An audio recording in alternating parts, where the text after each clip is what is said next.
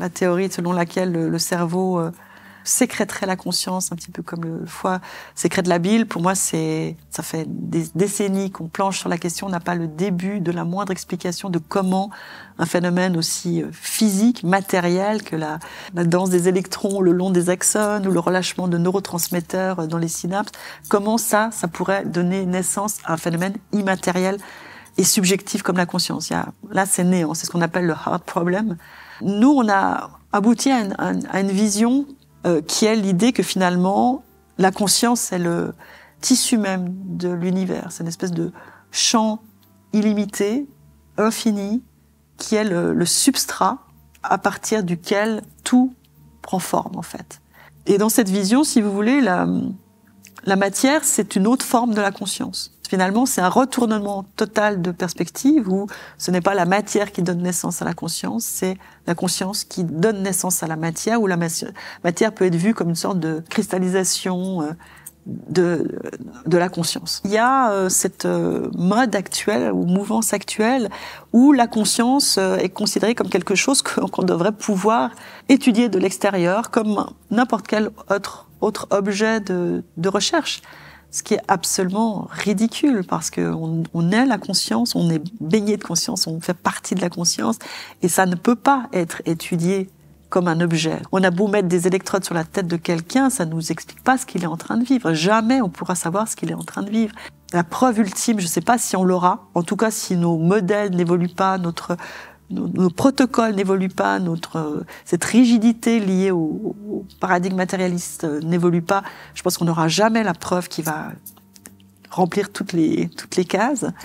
Mais je me rends compte que quand on vit soi-même, et je comprends les expérienceurs de ND, quand on vit quelque chose, on ne peut pas remettre en question son propre vécu. C'est une réalité.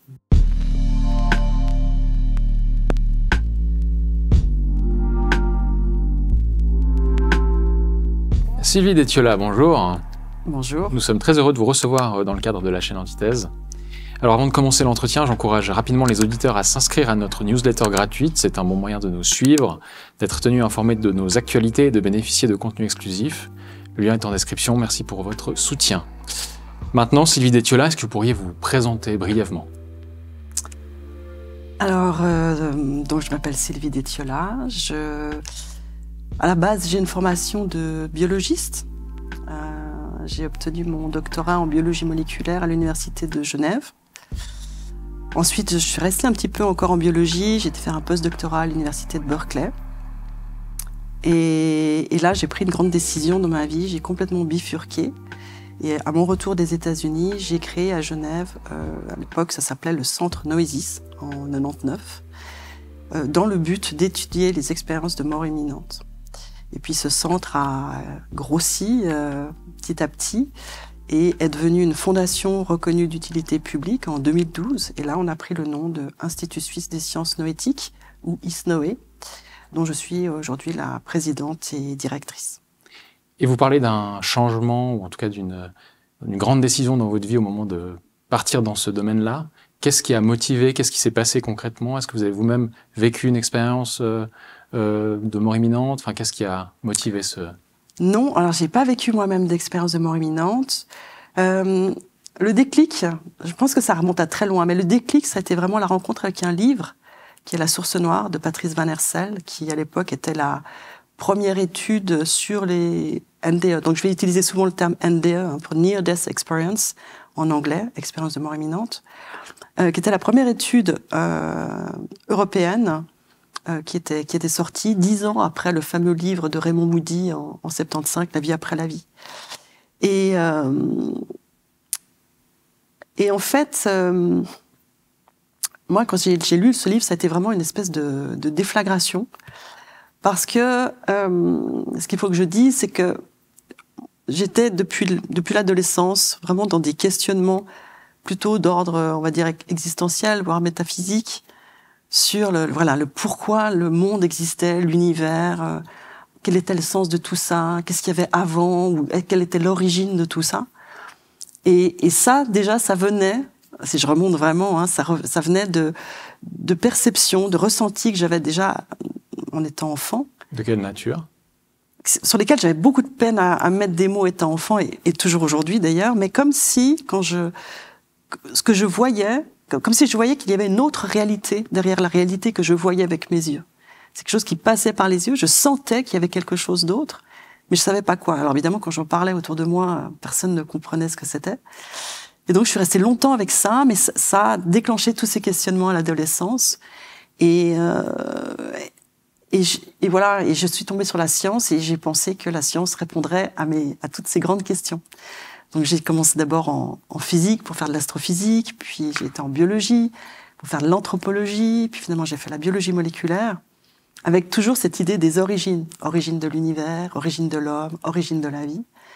Et puis à chaque fois j'étais déçue parce que je me rendais compte qu'on évitait d'essayer de répondre à ces grandes questions, simplement parce que la science n'a pas les moyens d'y répondre. Et qu'on essayait plutôt d'expliquer le comment ça marche, comment les choses marchent, mais pas pourquoi elles marchent comme ça. Donc il y avait une certaine forme de frustration, même si j'ai adoré mes études de biologie moléculaire, c'est vraiment un sujet passionnant, enfin c'est un monde incroyable. Mais au fond, ces grandes questions, elles restaient sans réponse.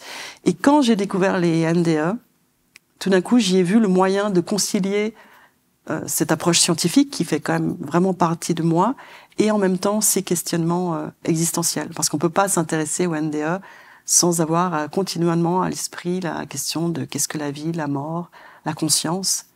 Et voilà, j'ai su instantanément que ça allait avoir un impact, ça allait tout remettre en question dans ma vie.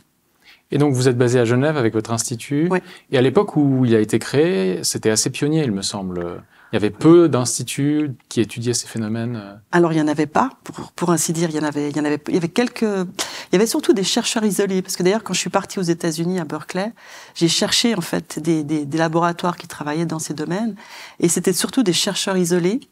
En Europe, il y avait rien. Et tous ces chercheurs me disaient le problème c'est l'argent, donc on peut pas vous engager. Et donc c'est comme ça que j'en suis arrivée petit à petit à l'idée si ce que tu veux faire n'existe pas, crée-le, invente-le. Et comment ça s'est passé les débuts? Vous avez donc fondé l'institut, et puis il y a eu des premières recherches. J'imagine qu'il faut des témoignages pour ça, des gens qui viennent. Oui, alors ça a commencé vraiment au début. Je faisais ça sur mon temps libre. J'avais un travail plutôt alimentaire à côté. J'avais un site internet avec une ligne téléphonique. Et puis j'ai attendu les premiers téléphones qui sont très vite arrivés. Et je recevais les gens dans mon salon au début. Donc parce que c'est ça, moi il me fallait de la matière première. Et ça fonctionnait vraiment sur le système de l'échange. C'est-à-dire que moi je leur offrais un accueil, une écoute, de l'information. Et puis, eux m'apportaient leurs témoignages pour pouvoir débuter mes recherches. Et donc, vous travailliez sur la base des témoignages, effectivement. C'était ça. Exactement. La méthodologie, quoi. Ouais, c'était ça. Au début, c'était vraiment ça. J'avais besoin, en fait, de me confronter aux témoignages pour voir si ce que j'avais lu dans les livres était exact, ou bien si ça avait été un peu exagéré, ou si c'était vraiment des délires américains, parce qu'il y avait quand même beaucoup de livres qui venaient de là-bas. Et j'avais besoin, de voir ce que je ressentais au contact des expérienceurs, comme on les appelle. Et ça a été très fort. Le début a été très très fort. Les premiers témoignages, de voir des gens qui s'écroulent en pleurs quand ils vous racontent une expérience. Je me rappelle, l'un des premiers, c'était un homme qui avait bien 70 ans, 75 ans, et qui s'est mis à pleurer parce que c'était la première fois de sa vie qu'il racontait cette expérience. Il n'en avait jamais parlé, alors qu'il l'avait vécu 40 ans auparavant. Il n'en avait jamais parlé ni à sa femme, ni à ses amis, etc. Donc c'était assez fort à vivre. Je vous interromps 30 secondes pour vous rappeler qu'Antithèse est une chaîne indépendante, libre de toute publicité et de tout financement politique ou industriel. Si vous croyez, comme nous, qu'une information honnête, rigoureuse et sans concession est possible, alors on a besoin de vous. Nous ne vivons que grâce à votre soutien. Abonnez-vous dès maintenant via le lien en description. C'est grâce à ces abonnements que nous pouvons préserver notre liberté et donner la parole à celles et ceux qu'on n'entend nulle part ailleurs. Merci pour votre confiance et je vous laisse maintenant avec Sylvie Detiola. Et pour nos téléspectateurs qui ne sauraient pas ce qu'est une NDE, une expérience de mort imminente, est-ce que vous pourriez donner une définition Alors, les définitions ont un peu évolué, mais disons que la définition de base, donc expérience de mort imminente, déjà c'est un terme qui est assez vieux, qui date du 19e siècle, qu'on a retrouvé dans la littérature médicale. Et à la base, c'était vraiment un terme qui était qu'on utilisait pour décrire des expériences qui étaient rapportées par des personnes qui avaient fait un arrêt cardiaque, donc alors qu'il y avait eu une mort clinique. Et puis, par la suite, on s'est rendu compte que on pouvait aussi vivre cette expérience des fois sans arrêt cardiaque, mais simplement dans des moments où il y avait une condition physiologique quand même grave, comme un coma ou un choc septique, anaphylactique, enfin différentes choses, mais pas forcément arrêt cardiaque, donc mort clinique.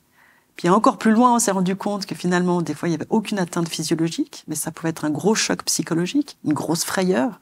On parle alors de fear death experience, ou bien un deuil, ou une séparation, enfin vraiment un gros choc émotionnel. Et puis encore plus tard, on s'est rendu compte que finalement, il y avait parfois aucune raison apparente, puisque nous, on a recueilli des récits de personnes qui nous disent « mais moi, j'étais dans mon salon en train de bouquiner, ou je me promenais dans la nature, et l'expérience a eu lieu. » Donc, le mot est un peu réducteur, ça se produit souvent à l'approche de la mort, mais pas seulement. Ça, c'est pour la définition.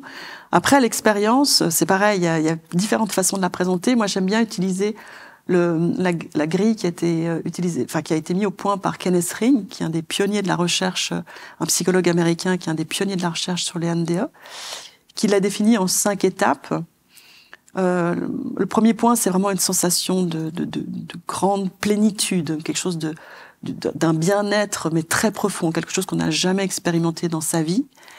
Une deuxième étape, c'est cette fameuse sensation d'avoir quitté son corps et de l'observer en général d'un point de vue qui est situé au-dessus, souvent dans le coin de la pièce.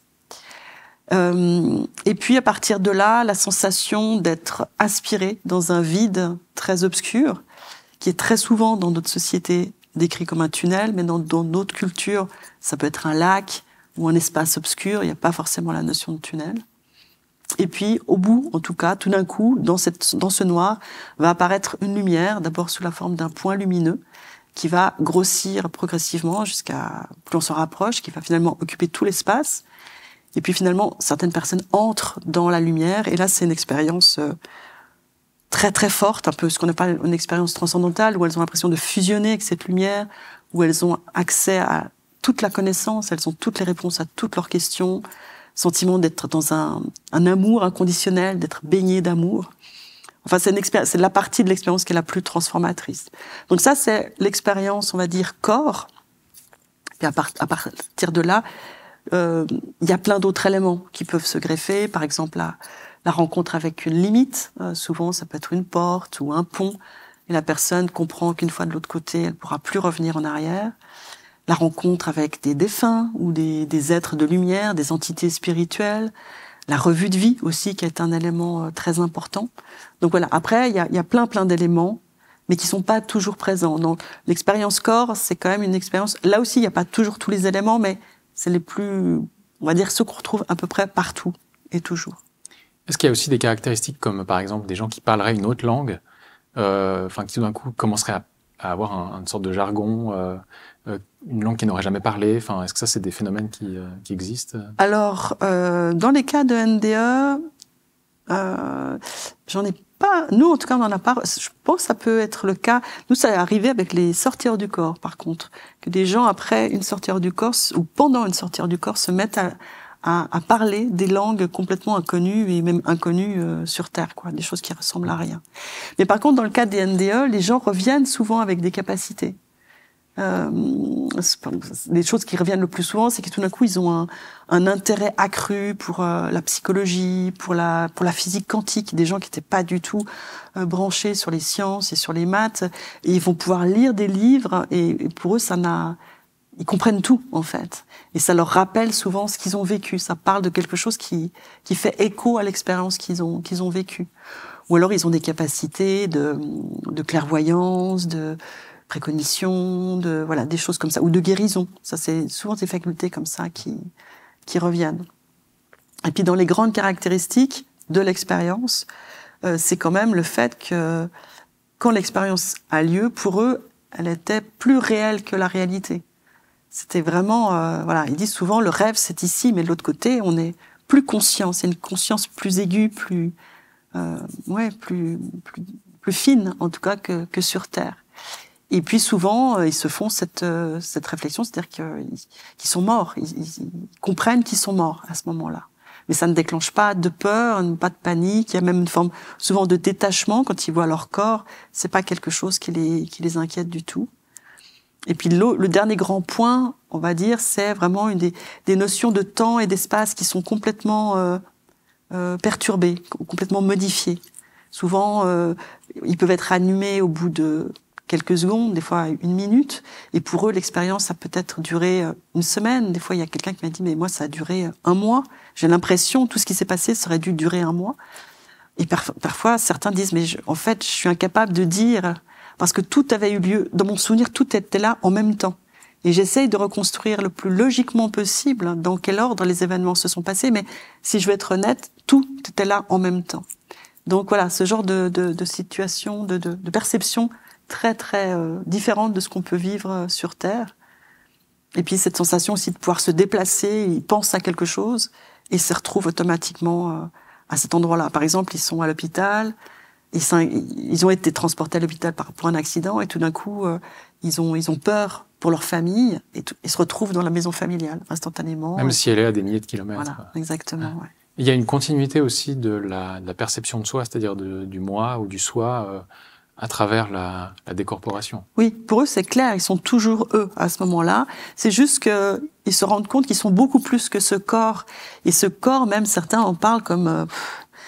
ça les dégoûte presque. Quand ils doivent revenir, souvent, ils doivent se faire un peu violence pour retourner dans ce corps parce que... Et d'ailleurs, la rentrée dans le corps, elle est vécue comme quelque chose de très difficile, comme si souvent ils emploient cette image d'enfiler une combinaison de plongée froide, humide, trop petite, et ils doivent vraiment forcer pour rentrer à l'intérieur.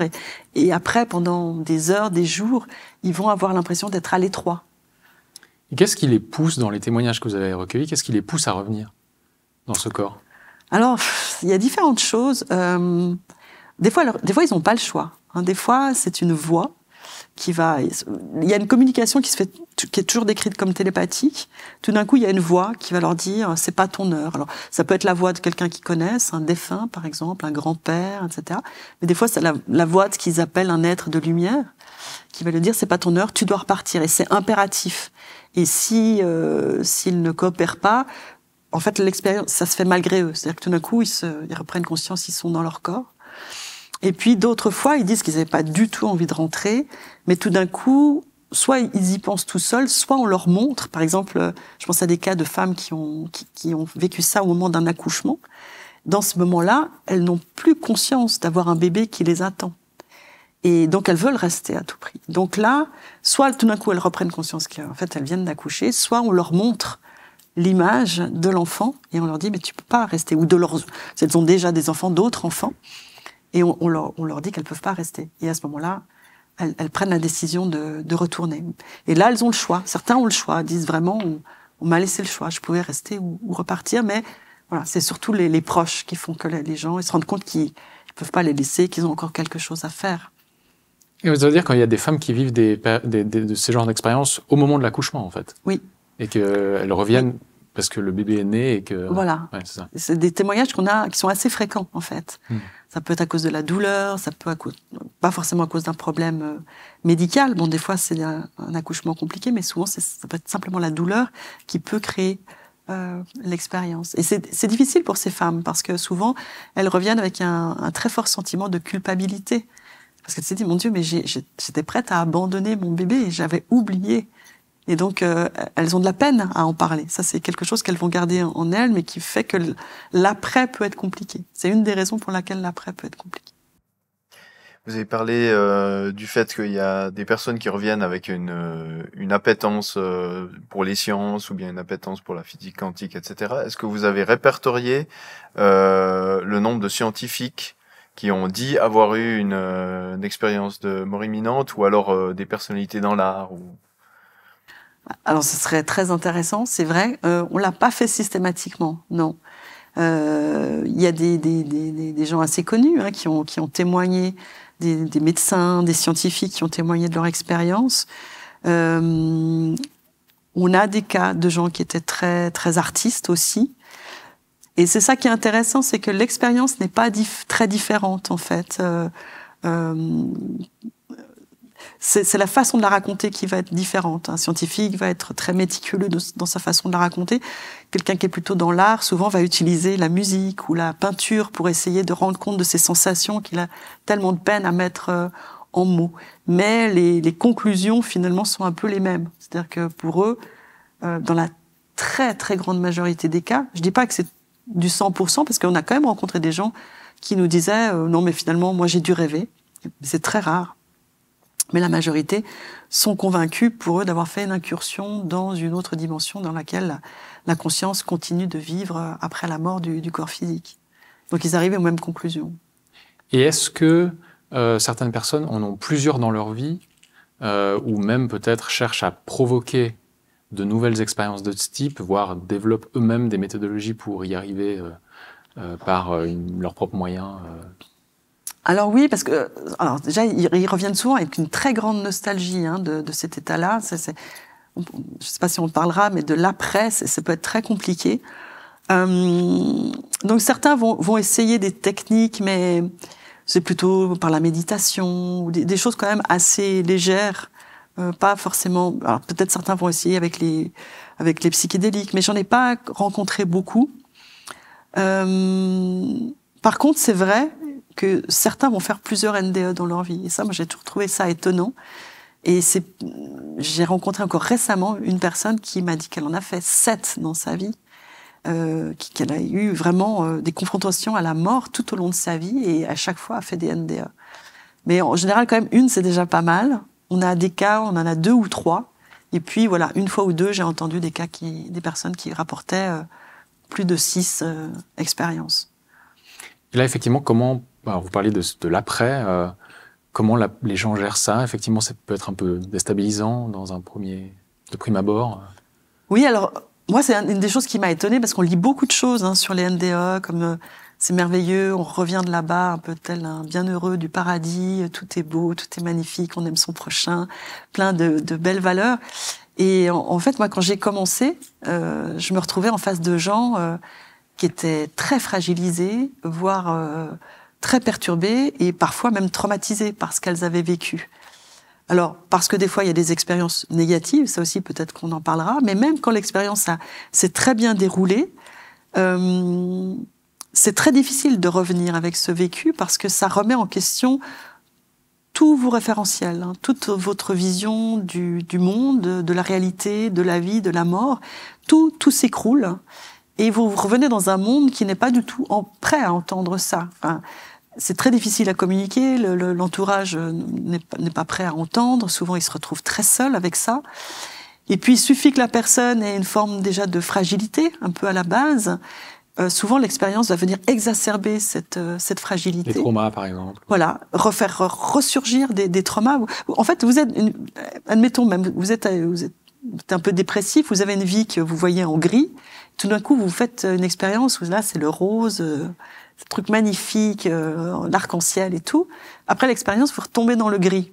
Je comprends bien que c'est encore plus douloureux, simplement voilà, dans des tendances dépressives. Mais c'est vrai que des fois, ça va réactiver des problématiques profondes, des traumatismes qui vont remonter. Et tout ça combiné avec le fait qu'ils peuvent pas en parler, nous on a eu on a pu observer que certaines personnes vont faire des tentatives de suicide. Et ça, c'est quelque chose qui est un peu tabou. Et on a été les premiers un peu à le dire, parce que voilà, il fallait dire que tout était beau après une NDE. Non, tout n'est pas beau. Il y a certaines personnes qui le vivent très très bien, mais pour certains, c'est dur. Et en plus, avouer, quand tout le monde dit que c'est beau, que ouais, mais moi je le vis pas comme un cadeau, c'est encore plus difficile. Ils ont presque honte, une sorte de culpabilité à dire ça.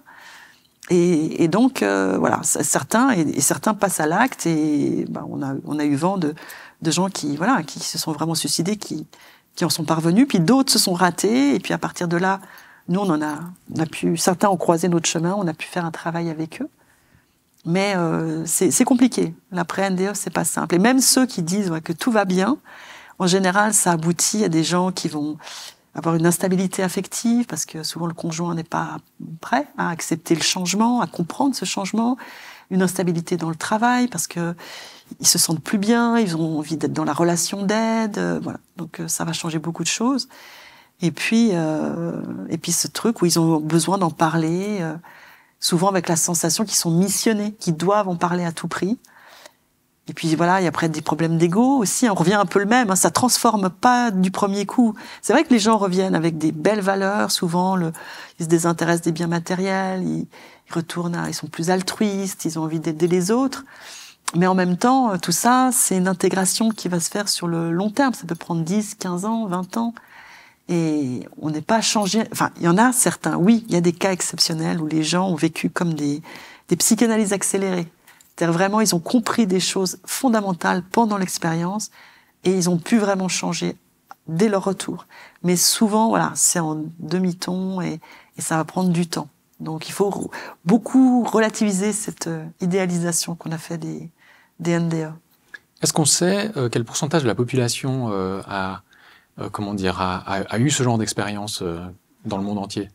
Alors, c'est des sondages qui ont été faits essentiellement.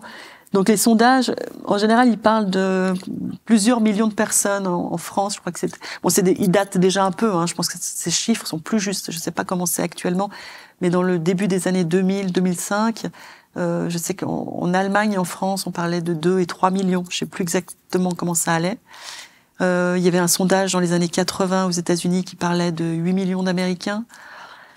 Et en fait, finalement, il y a eu un sondage qui a essayé d'estimer, sur la base de tous ces sondages et de tout ce qu'on savait, d'estimer le pourcentage de la population mondiale qui aurait vécu une NDE, et il est de 4%.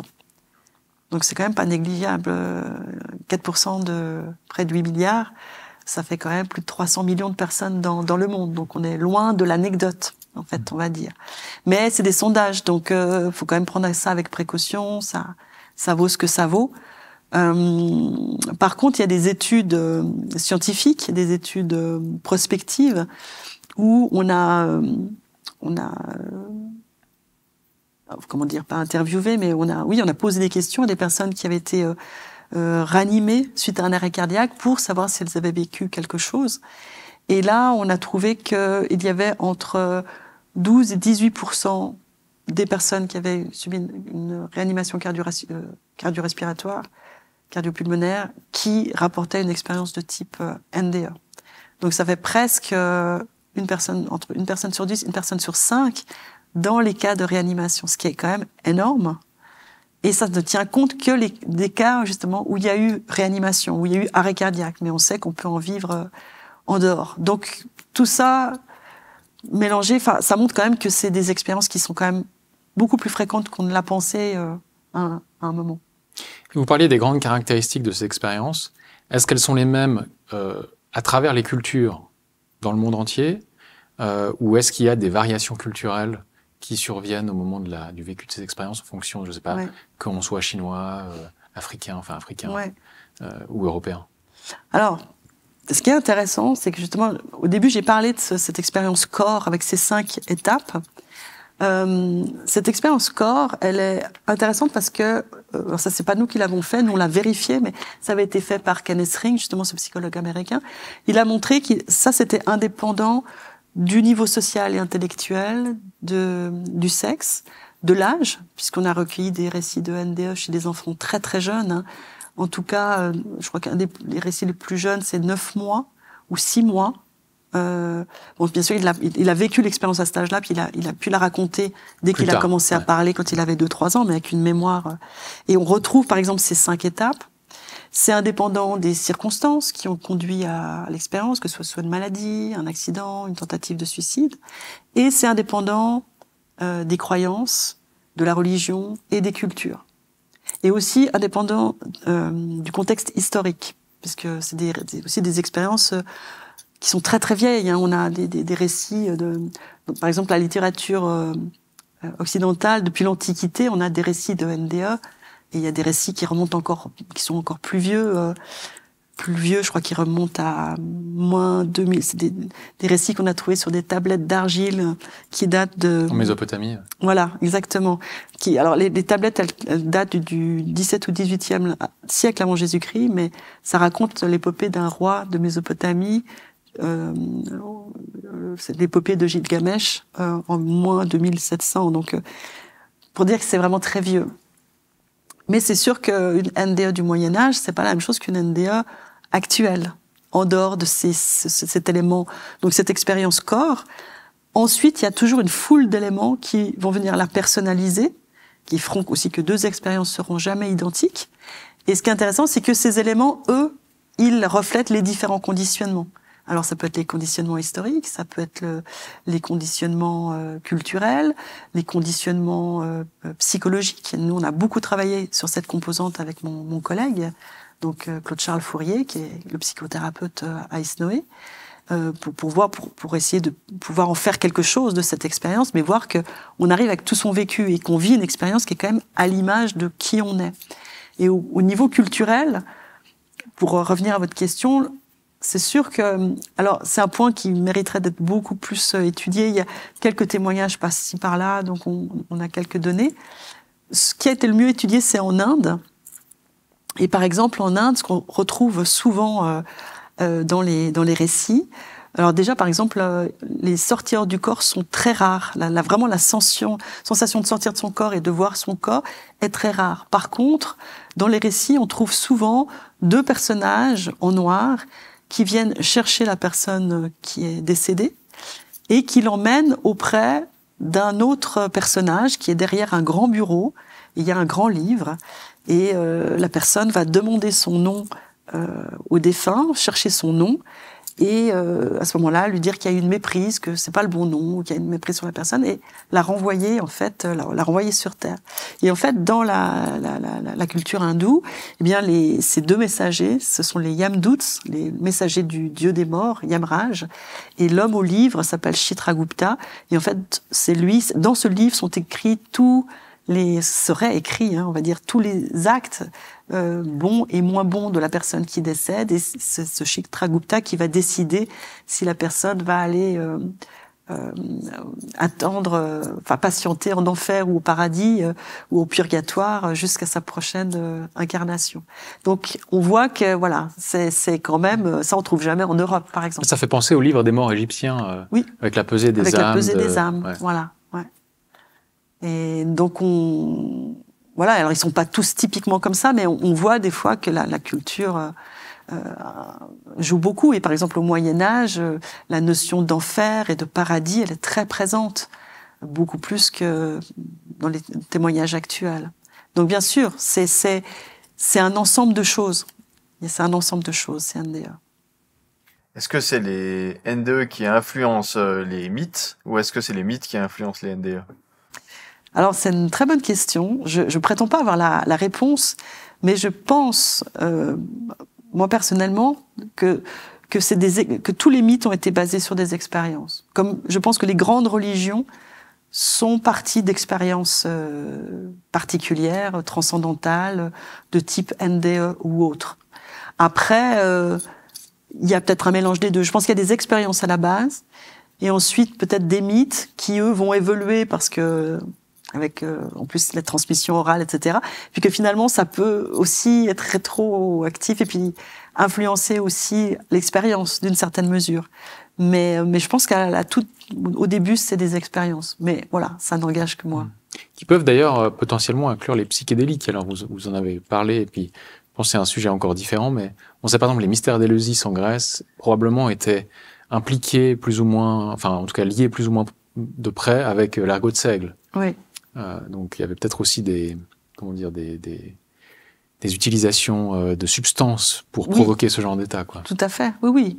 Voilà. Je pense qu'il y avait des expériences qui étaient spontanées, mais il y en avait aussi certaines qui devaient se faire avec des techniques, les derviches tourneurs ou des choses comme ça, ou chamaniques, ou des substances. Ouais. Je pense que mais c'est l'expérience vécue, à mon avis, toujours qui est à la base.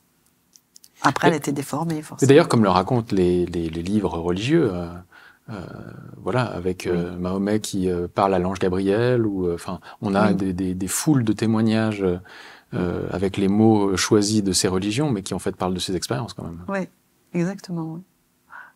Alors, vous parliez d'arrêt cardiaque, où c'est finalement là où il y a le plus de ces expériences.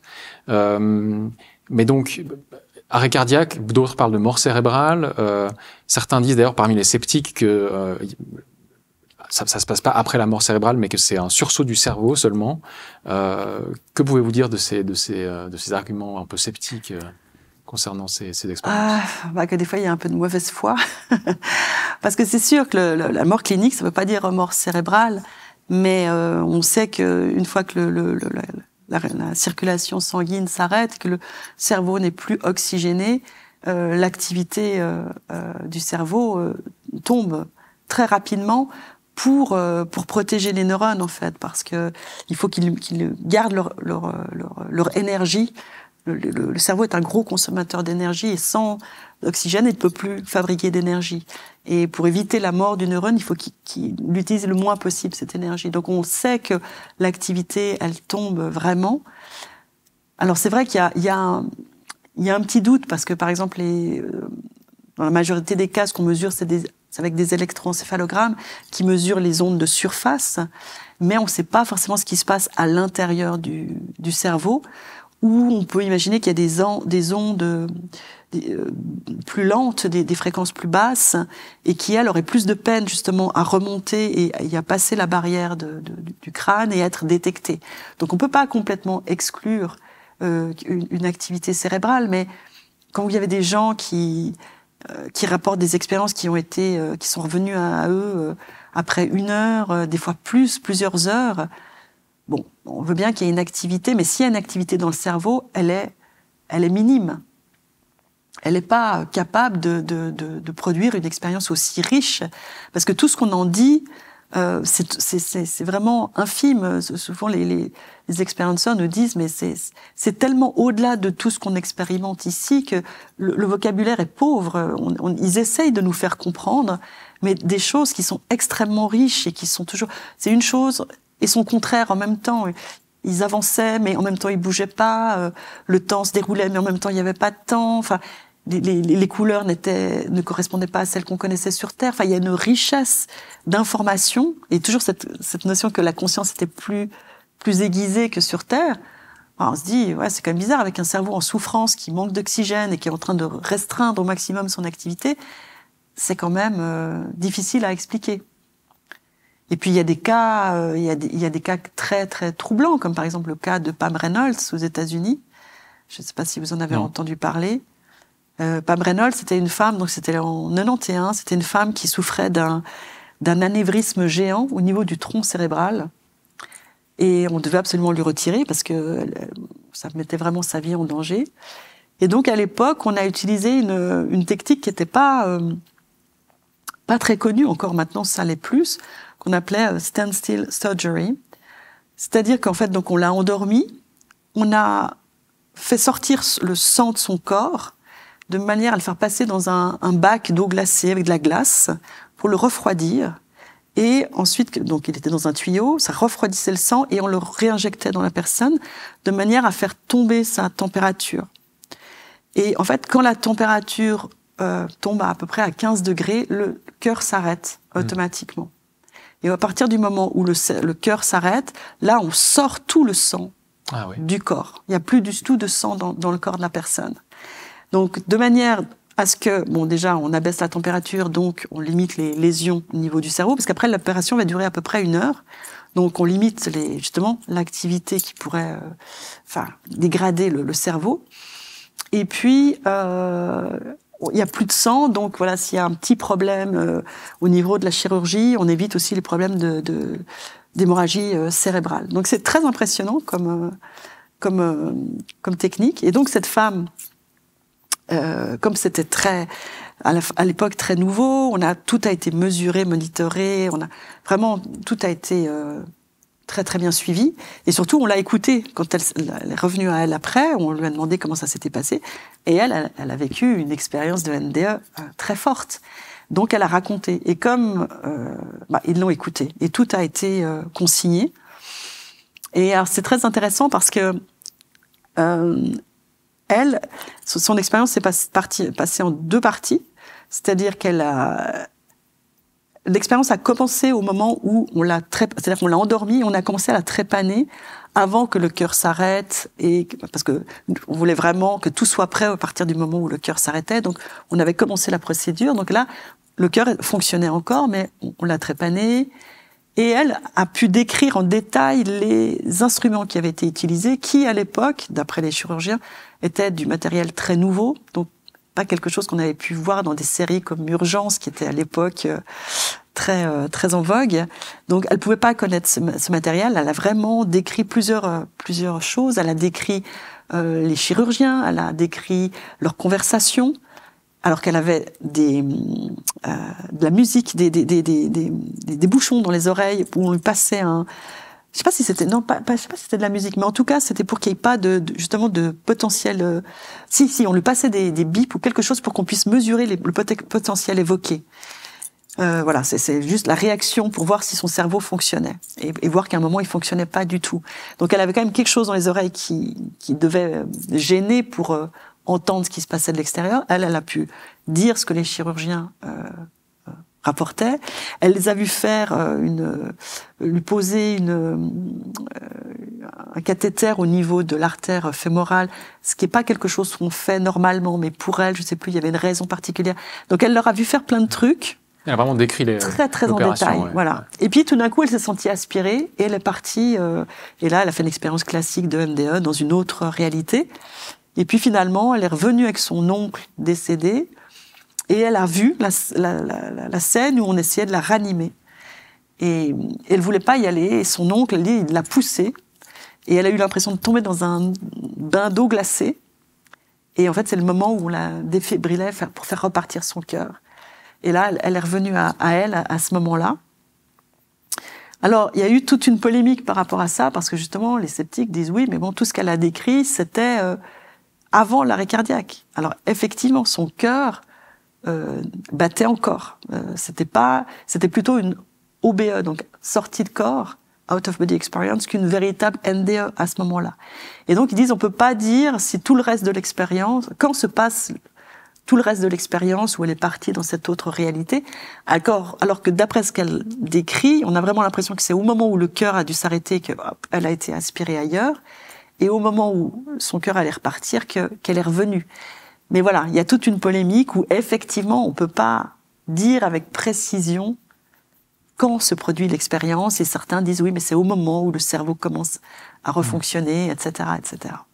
Et il y a à l'EPFL un certain Olaf Blanke qui a travaillé sur ça, qui a analysé des patients épileptiques avec des électrodes implantées dans le cerveau, enfin en tout cas sur le cerveau, et ils ont stimulé la jonction temporo-pariétale, et en la stimulant, ils ont induit des OBE justement. Et enfin, vous avez entendu parler de cette étude, j'imagine, et qu'est-ce que vous en pensez? Ce que j'en pense, c'est que c'est très intéressant, mais ça n'a rien à voir avec les OBE spontanés. Le problème avec OBE, c'est que maintenant, sous ce terme, on met plein d'expériences qui sont phénoménologiquement pas tout à fait les mêmes. Et lui, ce qu'il a mis en évidence, c'est une illusion dont le cerveau est capable, le cerveau, il est capable de plein de choses. Mais donc ce qu'ils ont fait, c'est qu'ils ont travaillé, le premier cas, en tout cas, c'était une patiente, qui avait des crises épileptiques très importantes, et donc pour savoir, ils ont ouvert la boîte crânienne et puis ils ont stimulé certains endroits pour définir où était le foyer épileptique et pouvoir le retirer en fait. Et quand ils ont fait ça effectivement au niveau de la jonction temporopariétale, la patiente s'est écriée « je me vois d'en haut ». Et ils ont fait ça plusieurs fois et à chaque fois elle s'est écriée « je me vois d'en haut ». Mais quand on étudie ensuite qu'est-ce qu'elle a décrit, on se rend compte que ça n'a rien à voir. C'est-à-dire qu'elle décrit qu'à chaque fois, elle ne voyait que ses jambes, elle ne voyait pas le haut du corps, elle ne voyait pas du tout l'environnement, c'était complètement flou et trouble. Et quand elle fermait les yeux, l'expérience n'avait plus lieu. Et ça, ce n'est absolument pas le cas dans tous les cas de personnes avec qui on a travaillé, qui font des sorties de corps, des OBE spontanées. Au contraire, ils disent que s'ils voient leur corps, la vision du corps, elle n'est jamais distordue ou coupée, elle est toujours intacte. Ils ont une vision qui est extrêmement fine de l'environnement. Dans les cas de NDE, c'est souvent impressionnant. Ils peuvent voir un grain de poussière sur un lampadaire. C'est vraiment très, très précis. Et surtout qu'ils aient les yeux fermés ou ouverts, ça n'a absolument aucune importance. Donc, pour nous, c'est un phénomène de type otoscopique, c'est une hallucination de type otoscopique. comme il y en a dans certaines maladies et pathologies mentales, mais ça n'a rien à voir avec les OBE spontanés. Et donc, est-ce qu'il y a des études aujourd'hui qui ont réussi à, je sais pas, provoquer de cette même façon, alors ce serait pas lui, mais d'autres chercheurs qui ont réussi de cette même manière à provoquer ce même type de vécu, ou est-ce que ça s'est jamais fait? Et peut-être aussi, est-ce qu'il y a eu des protocoles pour étudier finalement en mettant des choses dans une pièce pour tester si les gens arrivaient à les voir? Je crois que ça s'est fait. Oui. Il y a eu des études où ils cachaient quelque chose dans la pièce. Oui, il y a eu un grand projet qui s'appelait Aware, qui était réalisé sur une... Je ne sais plus si c'était Angleterre, États-Unis ou seulement aux États-Unis, sur une trentaine d'hôpitaux où ils ont équipé des pièces, des salles d'opération, avec des cibles près du plafond. Ça a duré, je ne sais plus combien d'années, mais pas mal d'années. Et en fait, ça n'a pas donné grand-chose. Parce que là, il faut quand même se rendre compte que c'était extrêmement compliqué, parce qu'il fallait que dans la bonne salle d'opération, une personne, il y ait un problème au cours de l'opération, que la personne fasse une NDE, c'est déjà, tout le monde n'en fait pas, que dans la NDE, il y ait cette phase d'OBE, il n'y en a pas toujours, que dans l'OBE, elle se trouve au bon endroit, qu'elle voit la cible, et qu'elle soit intéressée par la cible. Parce que franchement, vous vivez déjà un truc de dingue. Est-ce que ça va vraiment vous intéresser d'aller décrire ce qui est écrit sur un carton, ou après ils ont fait une cible avec des chiffres, je crois. Bon. Que non seulement elles sont intéressées, mais qu'elles le mémorisent, et qu'à leur retour, ce soit la priorité de rapporter ça. Donc, il y a eu des cas d'OBE, mais où la personne a décrit, justement, par exemple, que le chirurgien avait une calvitie, ou des choses comme ça, mais par rapport à la cible, ça n'a pas marché, non. C'est très, très compliqué. Mais donc, en fait, d'une certaine manière, c'est difficile de, mettre en place un protocole, pour les NDE, mettre en place un protocole très compliqué pour étudier ça. Donc, il faut vraiment se baser sur les témoignages, essentiellement. Alors, pour les NDE, on peut que se baser sur les témoignages, à moins de recréer en laboratoire une NDE. Mais bon, là, on se heurte à des questions éthiques. On retourne sur le film d'Expérience interdite, là, des années 80, Flatliners. Là, on peut pas faire ce genre de choses. Peut-être certains labos le font en cachette, j'en sais rien. L'armée, peut-être? Est-ce que l'armée a... Alors, ça, je sais pas.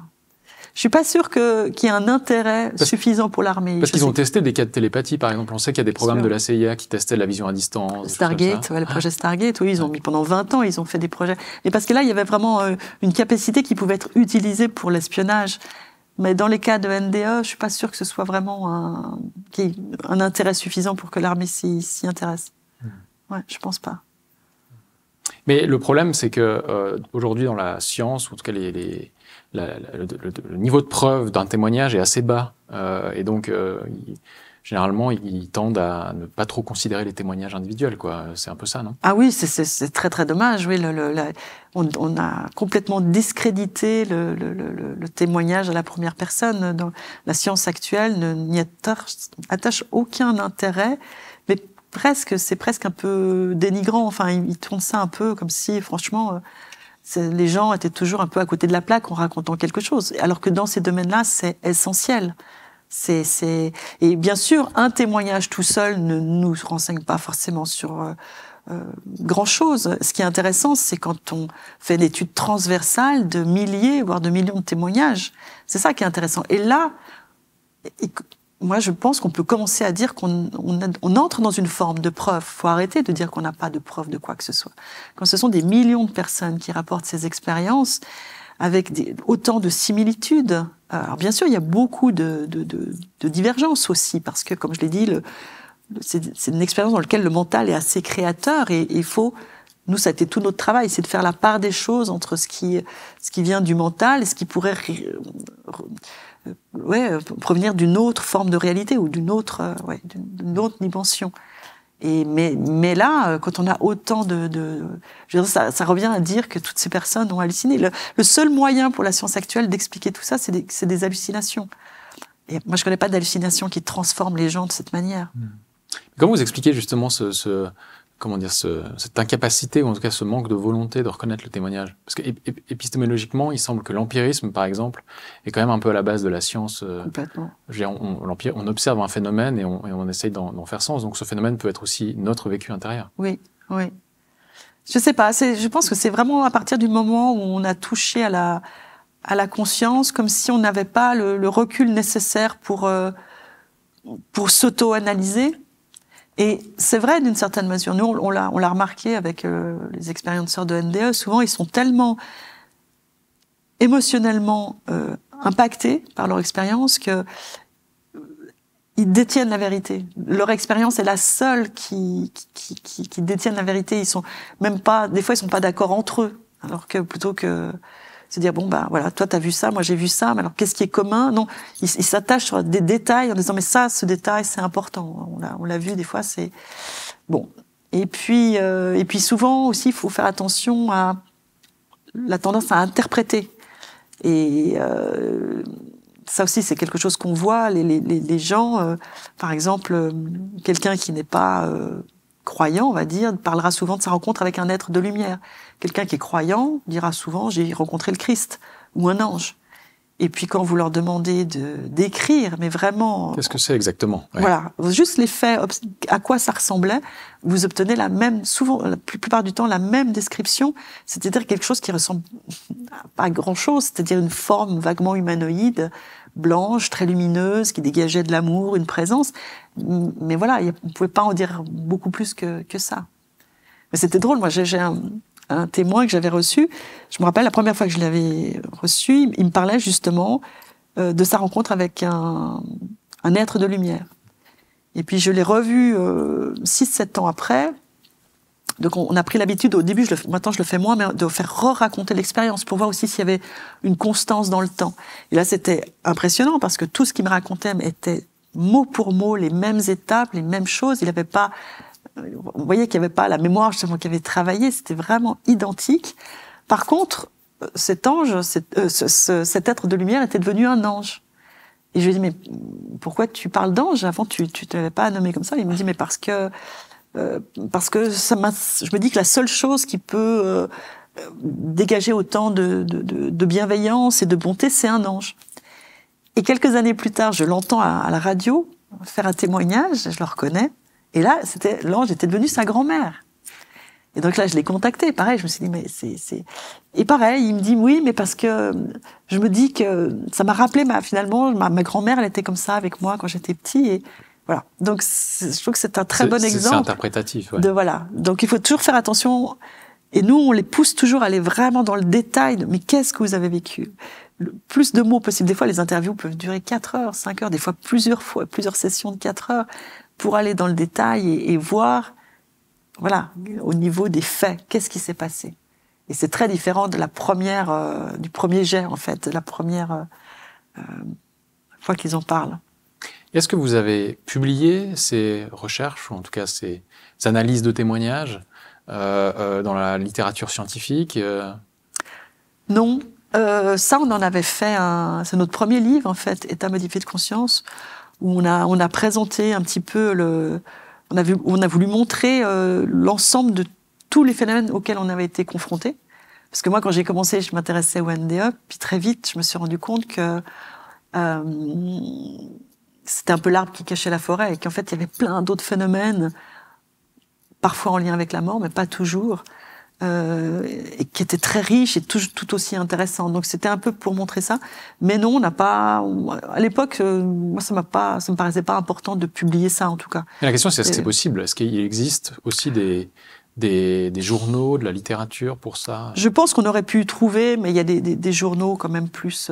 on va dire, c'est pas dans les grands journaux, hein, c'est une littérature un peu spécialisée quand même. Mais à l'époque, il existait moins de choses. Maintenant, il y en a certains, je sais, où on pourrait publier ça. Il y a le Journal of Near Death Studies, par exemple.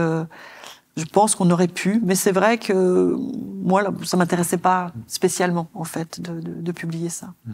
Vous avez quand même eu des échos dans la communauté scientifique, ou en tout cas des gens qui s'intéressaient à ce sujet, vous ont contacté suite à la sortie de ce livre. J'imagine il y a eu un intérêt quand même, ou pas du tout? Alors, surtout des psychiatres qui ont pris contact avec nous, qui nous ont dit que ça les aidait beaucoup. Il y en a même qui nous avaient dit que c'était devenu sa Bible parce que il était des fois confronté à ce genre de cas et il savait pas toujours comment réagir, et que comment on donne des clés aussi dans ce livre de comment travailler avec les expérienceurs, comment les aider à faire quelque chose de ce vécu, pas rester figé sur l'expérience. Donc on a plutôt eu ce genre de retour. Et puis après, des gens justement qui nous ont aussi envoyé, des médecins, des psychologues, aussi des psychiatres qui nous ont envoyé des patients en disant là, c'est plus de mon ressort. Donc ça a fait connaître le fait que nous, on pouvait s'en charger. C'était surtout ça, quoi. Alors, ces expériences parlent aussi de la mort. Hein. On parle Ouais. d'expériences de mort imminente. Comment, alors peut-être vous personnellement déjà, comment ça vous a changé votre perception de la mort, puisque bon, vous le disiez, des interrogations existentielles. Ouais. Est-ce que ce travail-là a permis d'y répondre, notamment en ce qui concerne la mort? Alors complètement. moi, je viens d'une famille où la mort était extrêmement taboue pour différentes raisons, différents événements qui s'étaient passés, et donc c'était une chose dont on parlait pas, mais dont on avait très peur. Donc moi, je suis arrivée à l'adolescence j'ai développé presque une phobie de la mort. J'étais vraiment terrifiée par la mort. Et quand j'ai découvert les expériences de mort imminente, alors c'était un gros problème parce que en même temps j'ai eu cet appel vraiment fort et en même temps je me dis oula, je vais devoir me confronter à cette peur. C'était compliqué au début. J'avais de la peine même à lire ce premier livre parce que ça réveillait beaucoup d'angoisse. Et en fait je me suis rendu compte qu'il y a eu plusieurs phases au fur et à mesure. Déjà le fait simplement de lire tous ces témoignages, puis ensuite de recevoir des gens, d'entendre tous ces témoignages, de cette émotion qui est assez communicative, ça m'a permis comme d'apprivoiser la mort. Donc ça m'a permis de me dire, ok, c'est pas comme dans mes études où on m'avait dit la mort c'est la fin de tout.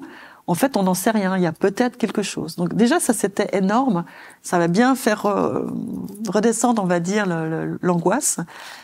Mais je suis restée longtemps encore dans le doute. Après, il y a eu toute une phase où on a mené des expériences. On est sorti de juste l'étude de témoignage, on a mené des expériences, notamment sur les sortir du corps.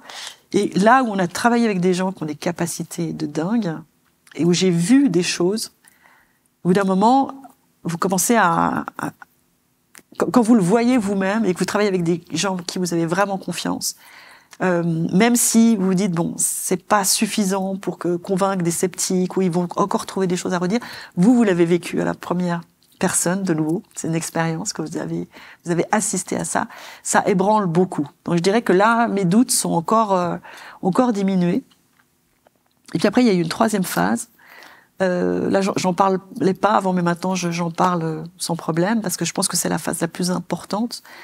C'est que à force de s'ouvrir à ces phénomènes, de côtoyer ces témoignages, ces personnes, c'est comme s'il y a des résistances qui tombent. Et je me suis mis à moi-même à vivre des petites choses que j'avais déjà depuis très jeune, mais que je regardais pas trop en fait. Et comme des par petites exemple expériences. Il y a eu plein de choses. Hein. Moi, je suis pas ça a été comme des périodes, mais il y a eu des rêves prémonitoires après qui se sont révélés exacts, comme des flashs de voyance, de scènes que j'ai revécues, de la télépathie, des sorties du corps. Il y a une période pendant 6 mois, j'ai fait quelques sorties du corps. Pourquoi 6 mois? Je ne sais pas. Et puis après, ça, par rapport à la mort, c'est ce qui m'a le plus marqué, c'est de ressentir la présence de défunts. Je suis pas médium pour autant, mais je sais, quand je peux sentir dans certaines occasions la présence de quelque chose d'invisible. Parfois recevoir des messages. Voilà, c'est rare, ça arrive, mais c'est des choses quand vous le vivez vous-même. c'est du c'est du degré de l'expérience, c'est pas de la croyance. Ça devient de l'expérience. Donc là, je sors du domaine scientifique, mais pour être honnête, c'est ça qui m'a totalement convaincue, parce que je suis obligée de dire, d'un point de vue scientifique, je pourrais toujours douter, parce que je pense que la preuve ultime, je ne sais pas si on l'aura, en tout cas si nos modèles n'évoluent pas, nos protocoles n'évoluent pas, cette rigidité liée au paradigme matérialiste n'évolue pas, je pense qu'on n'aura jamais la preuve qui va remplir toutes les cases. Mais je me rends compte que quand on vit soi-même, et je comprends les expérienceurs de ND, quand on vit quelque chose, on ne peut pas remettre en question son propre vécu, c'est une réalité. Mais là, d'une certaine manière, c'est une expérience, donc une observation, donc on est aussi dans le domaine de la science, d'une certaine manière. Puisque, alors c'est pas un phénomène extérieur à nous, oui. Mais c'est une expérience, on est au-delà de la croyance. Après, qu'est-ce qu'on en fait, c'est autre chose. Mais... Oui, on est dans l'expérience, mais il y a cette mode actuelle ou mouvance actuelle où la conscience est considérée comme quelque chose qu'on devrait pouvoir étudier de l'extérieur comme n'importe quel autre objet de recherche. Ce qui est absolument ridicule parce qu'on est la conscience, on est baigné de conscience, on fait partie de la conscience et ça ne peut pas être étudié comme un objet. Je veux dire, on a beau mettre des électrodes sur la tête de quelqu'un, ça ne nous explique pas ce qu'il est en train de vivre. Jamais on pourra savoir ce qu'il est en train de vivre. Donc c'est une aberration totale, mais ça la vie dure. Et pour l'instant, voilà, on se dit, mais la personne n'est pas capable de savoir si c'est une hallucination. Mais en fait, quand on vit ce genre de phénomène, surtout moi qui doute beaucoup, qui est cette approche scientifique, ça prend du temps aussi d'accepter ses propres ressentis. Plein de fois, je me suis dit, bon, les premières fois, je me dis non, ça correspond à rien. Et puis quand ça se reproduit, puis que des fois ça se reproduit avec d'autres personnes et que vous ressentez la même chose qu'une autre personne, que vous avez des choses croisées comme ça, par exemple, là, ça commence à devenir difficile de le nier, en fait. C'est ça, vous pouvez commencer à faire des vérifications dès que vous alliez à d'autres personnes pour faire ces vérifications. La conscience est quand même la grande énigme de la science aujourd'hui. Ils n'arrivent pas vraiment à expliquer, même s'ils disent qu'elle serait produite par le cerveau, ils n'arrivent pas trop à expliquer comment. Ah non. Surtout, qu'est-ce que vous en pensez? Est-ce que de la théorie matérialiste, production ou épiphénomène du cerveau, ou alors plutôt cerveau comme récepteur d'une conscience universelle, quel est votre... Alors, j'imagine la réponse, mais... En fait, c'est ni l'une ni l'autre, pour moi. C'est sûr que ouais, la théorie selon laquelle le cerveau produirait la conscience, sécrèterait la conscience, un petit peu comme le foie sécrète la bile, pour moi, c'est ce qu'on a... Ça fait des décennies qu'on planche sur la question, on n'a pas le début de la moindre explication de comment un phénomène aussi physique, matériel que la danse des électrons le long des axones ou le relâchement de neurotransmetteurs dans les synapses, comment ça pourrait donner naissance à un phénomène immatériel et subjectif comme la conscience. Là, c'est néant, c'est ce qu'on appelle le hard problem. On n'a pas, on bute et je pense qu'on ne pourra jamais le résoudre. Après, la conscience comme récepteur, oui, d'une certaine manière, on peut la voir comme ça, mais nous, on a abouti à une vision, je dirais, qui va peut-être encore plus loin que ça. On n'est pas les seuls, c'est pas notre modèle, c'est un modèle finalement qu'on retrouve dans des traditions millénaires, qui est aussi un modèle auquel d'autres scientifiques aboutissent actuellement, qui est l'idée que finalement la conscience est le substrat de l'univers, est le tissu même de l'univers. C'est une espèce de champ illimité, infini, éternel, qui est le substrat à partir duquel tout prend forme, en fait. C'est ce qu'on appelle une forme d'idéalisme métaphysique, qui est défendu par exemple par un grand scientifique actuellement qui s'appelle Bernard de Kastrup, et on se sent assez proche de sa vision. Et dans cette vision, si vous voulez, la matière, c'est une autre forme de la conscience. C'est la conscience. Donc finalement, le récepteur, c'est aussi de la conscience. C'est pour ça que je vous dis, c'est oui et non. C'est la conscience qui tout d'un coup des consciences qui vont se dissocier d'une conscience unique et puis avoir une espèce d'enveloppe externe avec nos sens, notre cerveau, qui nous permettent de créer encore avec la conscience notre univers et des fois de se faire habiter par une autre conscience. Mais c'est toujours la conscience. Finalement, c'est un retournement total de perspective où ce n'est pas la matière qui donne naissance à la conscience, c'est la conscience qui donne naissance à la matière, où la matière peut être vue comme une sorte de condensation, cristallisation de la conscience. Voilà. Qui serait primordial, donc. Qui serait primordial. Et pour nous, c'est le modèle qui est capable d'expliquer le plus de choses, et le plus simplement possible, en fait. Et malgré tout, malgré cette conscience un peu universelle, les individus se maintiendraient avec leur conscience propre au sein de cet océan de conscience. Voilà.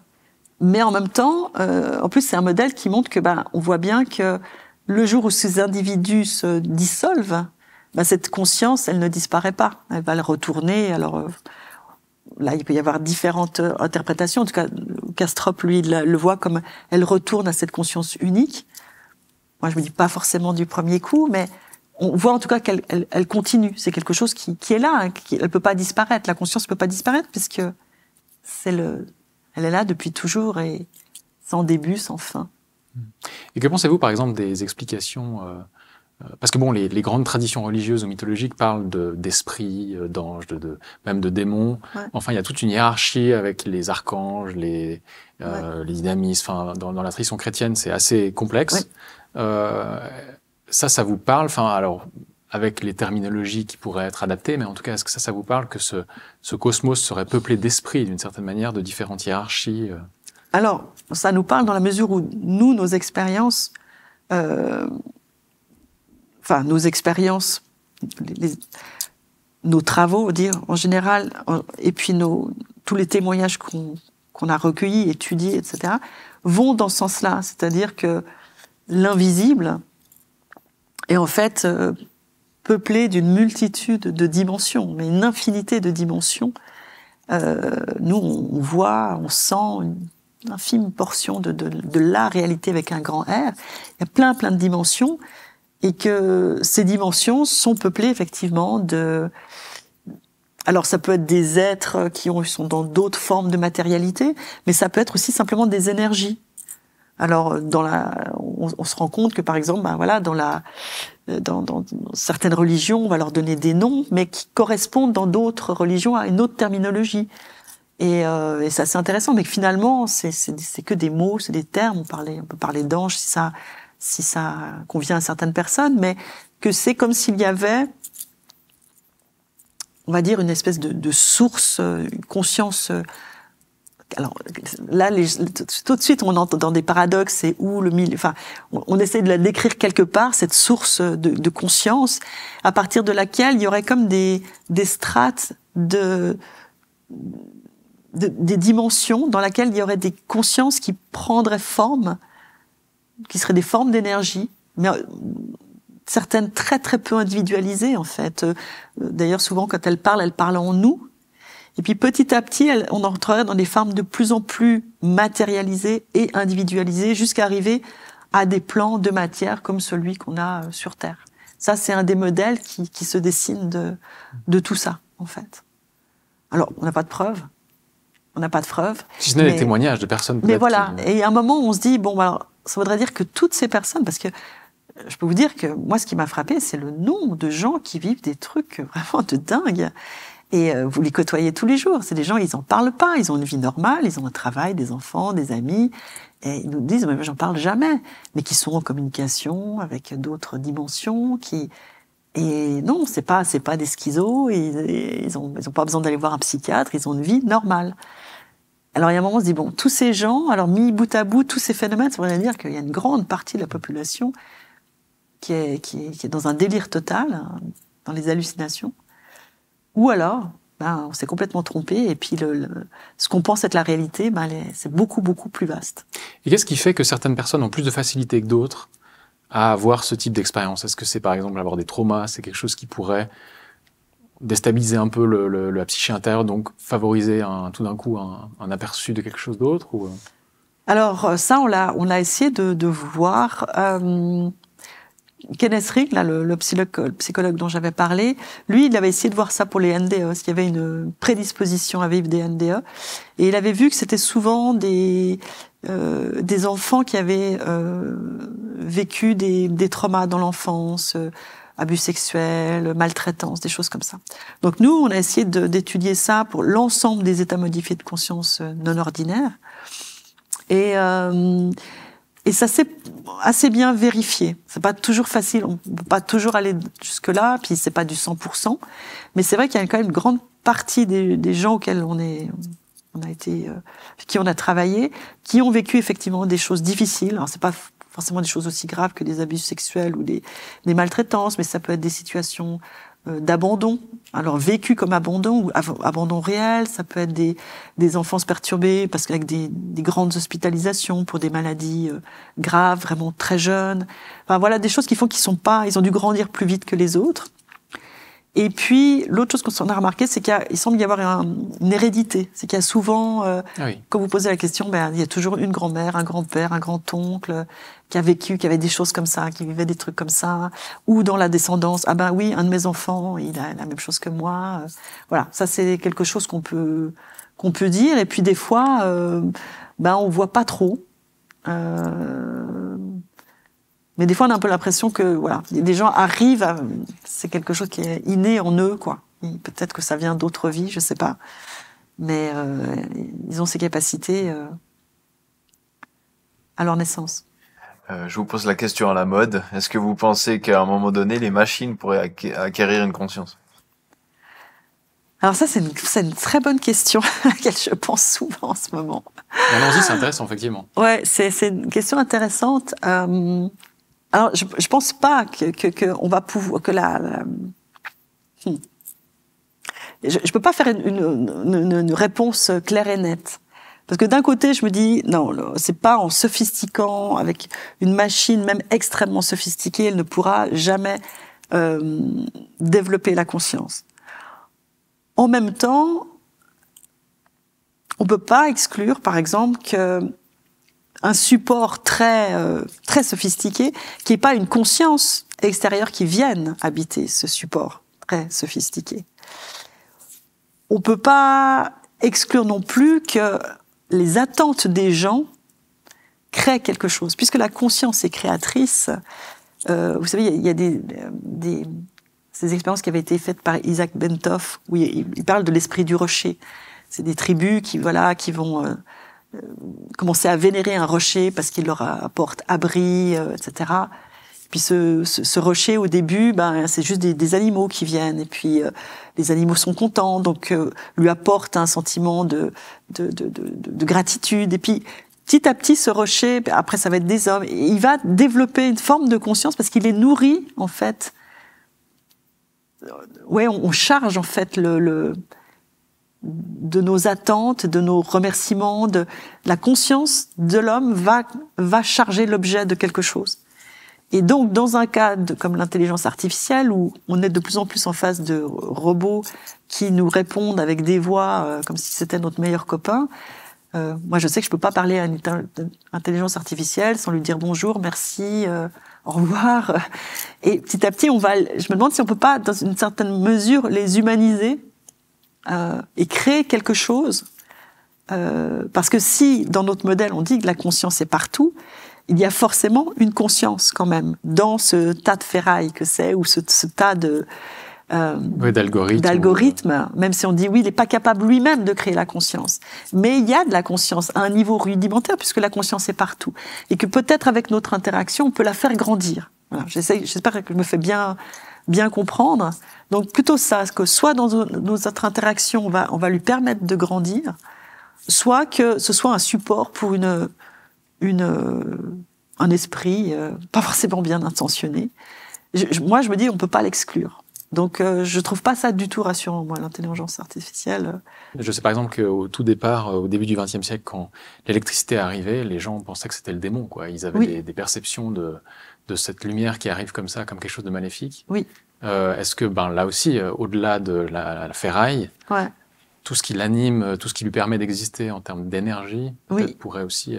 Oui. En fait, on a une tellement mauvaise connaissance de tout ce qui se passe justement sur le plan énergétique et de tout ce qui se joue dans l'invisible, que là, c'est vraiment de nouveau, on joue les apprentis sorciers, quoi. On ne sait pas du tout ce qu'on manipule et je pense qu'on va être très très vite totalement dépassé. Parce que là, ça va très vite en plus. Mais oui, c'est assez triste, mais on a des connaissances, on a fait des progrès incroyables, mais en niant en fait toute cette partie qu'on ne voit pas, on se coupe d'avancées extraordinaires, mais on se met aussi en danger. Et on obère une partie de connaissance de qui nous sommes. Ah, complètement. Ce qui est peut-être le plus important. Ce qui est peut-être l'angle mort de la recherche scientifique jusqu'à présent, quand même. Oui. et qui oblitère aussi la question du sens de l'existence.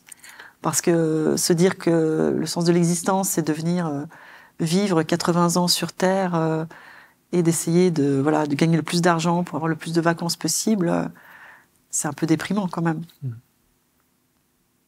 Alors que si on admet que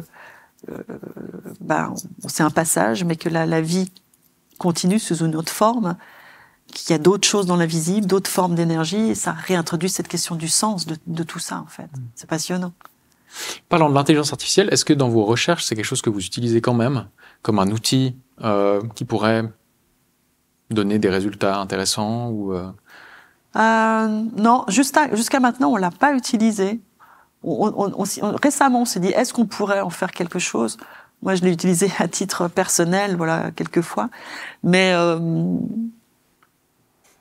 non, pour l'instant, on l'a pas fait. Mais c'est pas impossible qu'on essaye quelque chose. Mais on l'a pas fait. Non. Alors, en parlant des protocoles que vous avez développés, on est quand même obligé de parler de Nicolas Fraisse, donc qui est très connu, dont vous avez plein d'entretiens avec lui déjà, enfin au sujet de ces méthodologies. Mais peut-être, est-ce que vous pourriez quand même en toucher un mot, et qu'est-ce que ça a véritablement de novateur et de fort pour tester les sorties de corps? Alors, déjà, pourquoi on a fait ce projet? Parce que on en parlait avant, le problème de étudier les NDE en laboratoire, c'est quasiment impossible. Et moi, je me disais, mais la seule étape de la NDE sur laquelle on peut faire des vérifications objectives, ce qui est justement le dogme de la science actuelle, c'est l'étape de sortir du corps. On peut vérifier les perceptions des expérienceurs. Et comme c'est pas possible de le faire avec les NDE, je me suis dit, il faudrait travailler avec des personnes qui vivent des sorties hors du corps spontanément. Ça existe souvent depuis l'enfance. Et là, on a eu la chance d'être rencontré une fondation genevoise, d'ailleurs, la fondation Odier de psychophysique, qui nous a demandé si on n'avait pas un projet qui pourrait financer. Et donc, on a pu commencer ce projet. Et donc là, vraiment, l'idée du projet, c'était d'essayer de vérifier la réalité des perceptions visuelles, peut-être auditives, mais c'était surtout visuelles, qui étaient rapportées par les expérienceurs d'OBE au cours de l'expérience, de manière à pouvoir trancher une bonne fois pour toutes entre est-ce que c'est une hallucination ou est-ce qu'on a affaire à une autre capacité de la conscience qui est encore inconnue. Et donc, je citais la Fondation Odier parce qu'on a quand même développé ce protocole avec le RAID. D'ailleurs, on les remercie parce que sans eux, on n'aurait jamais pu faire ça. Et on a développé un protocole en double aveugle. Donc, il se passait de la manière suivante. On avait 2 pièces. Dans une première pièce, on avait un ordinateur. C'était la pièce où on se tenait avec un candidat qui était allongé sur un matelas. Et depuis le premier ordinateur, on pouvait actionner un deuxième ordinateur qui était dans la pièce adjacente. Les stores étaient fermés, c'était une pièce qui était fermée à clé, donc personne ne savait ce qui se passait dans cette pièce au moment de l'expérience. Et dans ce deuxième ordinateur, il y avait une base de données, 400 images, et un programme qui était donc, depuis le premier ordinateur, on actionnait ce programme qui allait choisir aléatoirement une image parmi les 400 et qui la projetait contre un écran. Et donc, l'idée, c'est on demandait à une personne qui était capable de sortir de son corps par ses propres moyens. Nicolas Fraisse, en l'occurrence. Oui, alors on a quand même fait avec d'autres gens. Au début, on n'a pas rencontré Nicolas tout de suite, malheureusement. Mais voilà, le candidat devait s'allonger et puis, par ses propres moyens, aller dans la pièce d'à côté, voir l'image, ensuite revenir nous raconter ce qu'il avait vécu, et ensuite on rappuyait sur l'ordinateur. L'ordinateur, à ce moment-là, lui présentait 20 images dans laquelle il devait identifier formellement l'image pour qu'on puisse faire un calcul de probabilité et exclure qu'il choisisse l'image par hasard, et aussi exclure les biais il nous a dit ah oui, il y a un ciel bleu, ah oui, ça ressemble vaguement, voilà. Donc on voulait vraiment un truc très très précis. Et donc on a travaillé avec un certain nombre de personnes avec qui c'était laborieux, on va dire, compliqué, et puis on s'est rendu compte que les gens qui disent je le vis à volonté, en fait, peut-être chez eux, mais dans un contexte d'expérience, c'était beaucoup plus compliqué. Et donc, ça veut dire qu'une expérience de mort imminente ne peut pas être provoquée. Par contre, une sortie de corps, Ça, c'est Alors, c'était l'idée. C'est qu'on s'est dit... plus facile à provoquer. En tout cas, il y en a qui disent, oui, moi, je les vis un peu comme je veux. Mais en fait, il y a des techniques. Il y a plein de gens qui ont inventé leurs propres techniques. En général, c'est spontané. Mais certains ont développé des techniques. Mais on s'est rendu compte que voilà, que dès qu'il y a une pression psychologique, ben, c'était très compliqué. Que si les gens étaient fragiles, des fois, c'est comme les NDE, ça faisait ressurgir des problématiques. Qu'il y en a qui étaient aux limites de décompensation. Donc, il fallait qu'on fasse très attention avec les gens avec qui on travaillait. Donc, c'est des gens chevronnés, qui avaient l'habitude de le vivre, qui le vivaient par leurs propres moyens, en tout cas pas utilisation de drogue ou de choses trop invasives. Et des gens qu'on devait sentir assez solides. Et qui devaient être très motivés parce qu'il fallait quand même donner de son temps. C'est laborieux, la recherche. Il faut revenir, refaire. Et donc, voilà, au bout de 2 ans, on est tombé sur Nicolas, qu'on a rencontré suite à un appel à témoins qu'on avait fait à Martigues pendant un colloque. Et Nicolas, il a réuni toutes les conditions, parce que déjà, il était bien dans sa peau, très à l'aise, très sympa, on a vite sympathisé, pas du tout scotché, enfin, on sentait qu'il avait très envie de comprendre comment ça marchait. Donc le côté scientifique l'intéressait beaucoup, il avait pris l'habitude de faire des vérifications lui-même pour être sûr qu'il n'était pas dans un délire. Il était à Lyon, donc c'était pas trop loin de Genève. Il pouvait prendre du temps libre pour ça. Enfin, vraiment toutes les conditions. Et donc, on a commencé à travailler avec lui. Et voilà, là, nous, on pensait qu'on en aurait pour 1 année. Et en fait, ben voilà, on a mis plus de 10 ans à travailler sur ce projet. Alors déjà parce que Nicolas, il pouvait pas venir tous les jours, hein, quand même. C'était tous les 15 jours dans le meilleur des cas. Et puis que, ben voilà, c'est la même chose. Nicolas, il avait beau vivre ça tout le temps, mais à tout bout de champ. Lui, dès qu'il s'ennuie, il part. La nuit, toutes les nuits, il en vivait. En vivre là, à volonté, allongé, avec des gens qui l'observent, parfois des électrodes sur la tête, c'était compliqué. Et il a fallu créer un climat de confiance. Donc on a pris le temps de vraiment le mettre à l'aise. Au début, des fois, ça aussi, il y a des choses qui sont remontées chez lui, de l'enfance, des choses qui étaient problématiques. Donc il a fallu s'occuper de ça. C'est là où Claude Charles avait toute son importance, l'intérêt d'avoir un psychothérapeute pour ce projet, ce qui est pas courant, hein, dans ce type de projet. C'est que voilà, il a pu l'accompagner parce que mieux Nicolas se connaissait, plus il était capable de vivre ses expériences à volonté, en fait. On a éliminé pas mal de choses. Donc ça a pris du temps. Et ensuite, il a fallu l'habituer à la procédure. Il a fallu vraiment aussi mettre la procédure au point. Ça a été long, trouver l'informaticien, etc. Bon. Donc, quand tout a été prêt, que Nicolas était prêt, le matériel, là, on a fait 40 tests. Et sur ces 40 tests, Nicolas a identifié correctement l'image 7 fois. Alors, a priori, on dit, 7 fois, c'est pas beaucoup sur 40. Mais en fait, ce qui est très important, c'est que ce qu'il faut dire, c'est que les 33 autres fois, c'est pas qu'il est revenu puis qu'il a choisi une mauvaise image, c'est qu'il est revenu en disant, soit, j'ai pas réussi à faire de sortie de corps, soit j'ai fait une sortie de corps, mais il y avait une ambulance qui passait, et ça l'intéressait toujours beaucoup. Je suis partie dans la rue, ou bien je suis partie voir mon copain, parce que l'intérêt change aussi. C'est-à-dire aller dans la pièce d'à côté, il fallait qu'il se rappelle qu'il devait faire ça, et ça avait beaucoup moins d'intérêt. Donc la maîtrise de qu'est-ce qui se passe une fois que c'est parti. Une fois qu'on est de l'autre côté, c'est pour ça que les gens ne comprennent pas, ils disent, mais si c'est possible, ça devrait être... c'est facile à faire. Non, c'est pas facile, parce que plus rien n'est pareil de l'autre côté. Les perceptions sont différentes, il faut s'habituer à ces perceptions, à comprendre ce qu'on voit. On ne réfléchit pas de la même façon. L'intérêt, notre curiosité n'est plus la même. Il faut se rappeler de pourquoi on est en train de faire ça. Donc il y avait plein de choses qu'il a fallu peaufiner. Donc il est revenu des fois en disant, voilà, il était parti ailleurs, ou des fois il était bien dans la pièce, mais positionné d'une manière où il voyait pas l'image.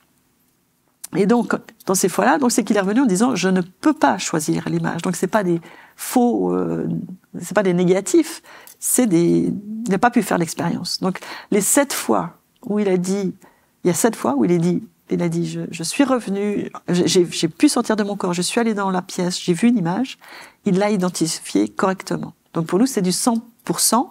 Alors sur 7 fois, c'est bien sûr qu'il aurait fallu en faire plus. Mais déjà sur cette fois, le hasard, on peut l'exclure. Sur 20 images en plus, c'est facile à exclure. Et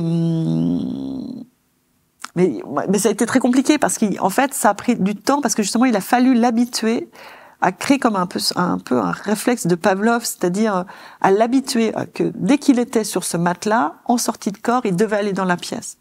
Donc on l'a essayé de l'attirer avec des bruits bizarres. Moi, je tapais sur des casseroles. Enfin, il y a des trucs assez drôles. On a essayé avec des images qui pourraient lui plaire. Nicolas est gay, donc il s'en cache pas. Donc on lui a mis des photos du calendrier des rugbyman, enfin des choses comme ça en disant alors il est revenu en disant j'ai vu qu'il y avait un cadeau pour moi, mais j'ai pas pu voir ce que c'était. Enfin il y avait des choses comme ça qu'on essayait de mettre en place, de créer pour qu'ils prennent cette habitude. Mais on n'a jamais réussi à dire, c'était jamais vraiment sur commande. Ah, je sors, voilà, ça le surcommande et je vais à tel endroit. Il arrivait à se mettre dans un état de disponibilité où l'expérience pouvait avoir lieu, mais ensuite, aller où il voulait, ça c'était très compliqué. Donc on a créé un peu comme un sillon où il partait assez facilement dans cette pièce, mais bon, 7 fois sur 40. Ça n'a pas été suffisant. Donc il aurait fallu continuer. Alors il aurait fallu d'autres continuer. Reprennent Exactement. Le flambeau, quoi. Voilà. Parce que nous, à ce moment-là, on a eu. Après, il y a eu une période où Nicolas n'arrivait plus à faire de sortie de corps. Il a eu des problèmes personnels et dès qu'il y avait des perturbations comme ça, il n'arrivait plus. Et en plus, il sentait que nous, on était assez stressés parce que les financements reposaient un peu sur nos résultats. Et on avait beau essayer de lui cacher, mais la télépathie, Nicolas, il est très fort, donc on n'arrivait pas à lui cacher. Et donc tout ça combiné, il était pétrifié, il n'arrivait pas à faire de sortie de corps. Et donc voilà, la fondation qui nous finançait touchait à sa fin. Et donc voilà, on n'a pas pu obtenir de financement.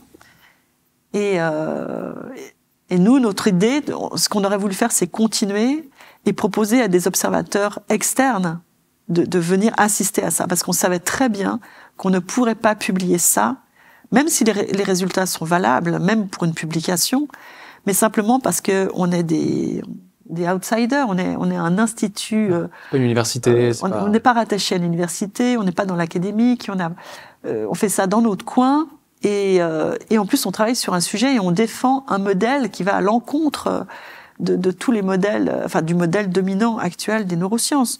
Donc moi, je viens de ce milieu-là, j'ai publié, je sais comment ça se passe, et je sais très bien qu'on n'aurait jamais passé la première barrière, c'est-à-dire que en plus les journaux, ils reçoivent des centaines et des centaines d'articles, ils vont prendre une poignée par mois pour publier, et ils font un premier tri pour savoir si ça va avec la politique du journal, etc. Et puis il y a une grande partie qui va à la poubelle, et puis une certaine partie qui va auprès des reviewers. Nous, on n'aurait jamais passé ce cap-là. Je le savais, donc j'ai même pas tenté. On me dit souvent que j'ai pas voulu. Non, c'est pas que j'ai pas voulu, mais je suis pas folle. Je sais très bien que pas perdre du temps pour rien. Ouais, pas perdre du temps pour rien. Donc moi, je voulais vraiment trouver des collaborations. Et comme on pouvait pas aller plus loin et qu'on avait plus d'argent, on s'est dit on va écrire un livre, essayons de jeter un pavé dans la mare, et peut-être que ça va nous permettre de retrouver des mécènes, parce que nous on fonctionne qu'avec des fonds privés. Ou alors des collaborations. Et quelle a été la réception des milieux parapsychologiques, peut-être, qui sont intéressés à ça aussi? Est-ce qu'ils ont été bienveillants, accueillants? Pas très bienveillants, on va dire. Non, ce qui est étonnant, c'est qu'ils ont été pas trop critiques, parce que le protocole lui-même, tout le monde a salué le fait qu'il est quand même vraiment bien fait et vraiment béton, qu'on peut pas vraiment trouver de faille, à moins d'envisager qu'on a menti, qu'on a fraudé. Et c'était plutôt ça, une suspicion de fraude, en fait. Ouais, d'où l'idée d'avoir des observateurs. Ouais, d'où l'idée d'avoir des observateurs. Alors, nous, on a eu des observateurs de la Fondation Odier. Il y avait un conseil de fondation qui sont des scientifiques, des scientifiques de haut niveau. Mais comme ils financent, du coup, effectivement. Mais comme ils financent, voilà, ils sont pas neutres. Donc, voilà. Mais oui, on n'a pas eu un très bon accueil de la part et en tout cas pas des gens qui nous ont fait des des critiques constructives en nous disant on pourrait faire ça ou est-ce qu'on pourrait le refaire ensemble? Rien que ça, refaisons-le ensemble. C'est quoi, c'est de la jalousie? Je pense que c'est de la jalousie. Je pense, parce que nous, on a été très médiatisés avec la sortie de ce livre et ça n'a pas plu. Ou de la peur qu'il y ait quelque chose en plus. Alors pour les découvrir qu'il y a quelque chose de spécial. Pour les parapsychologues, je pense qu'eux, ils sont conscients qu'il y a quelque chose d'autre. Mais effectivement, par contre, on n'a pas eu non plus de retour de scientifiques classiques. On a espéré aussi que... Et on n'a pas eu. On a un labo qui a pris contact avec nous, qui avait l'air très intéressé.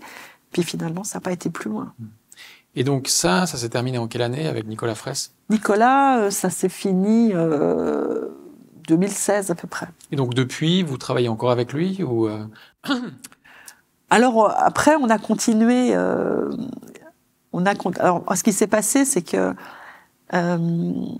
donc la Fondation Odier a arrêté de nous financer, mais nous a demandé un dernier projet. Enfin, Marcel Odier nous a demandé de faire un dernier projet qui lui tenait beaucoup à cœur, et comme il nous avait soutenus depuis 6 ans, on se voyait mal refuser, même si c'était un sujet qui nous intéressait pas beaucoup à la base, qui était d'essayer de prouver la clairvoyance, parce que lui, il avait rencontré des voyantes, qu'il avait notamment Maud Christine, qui l'avait beaucoup impressionné.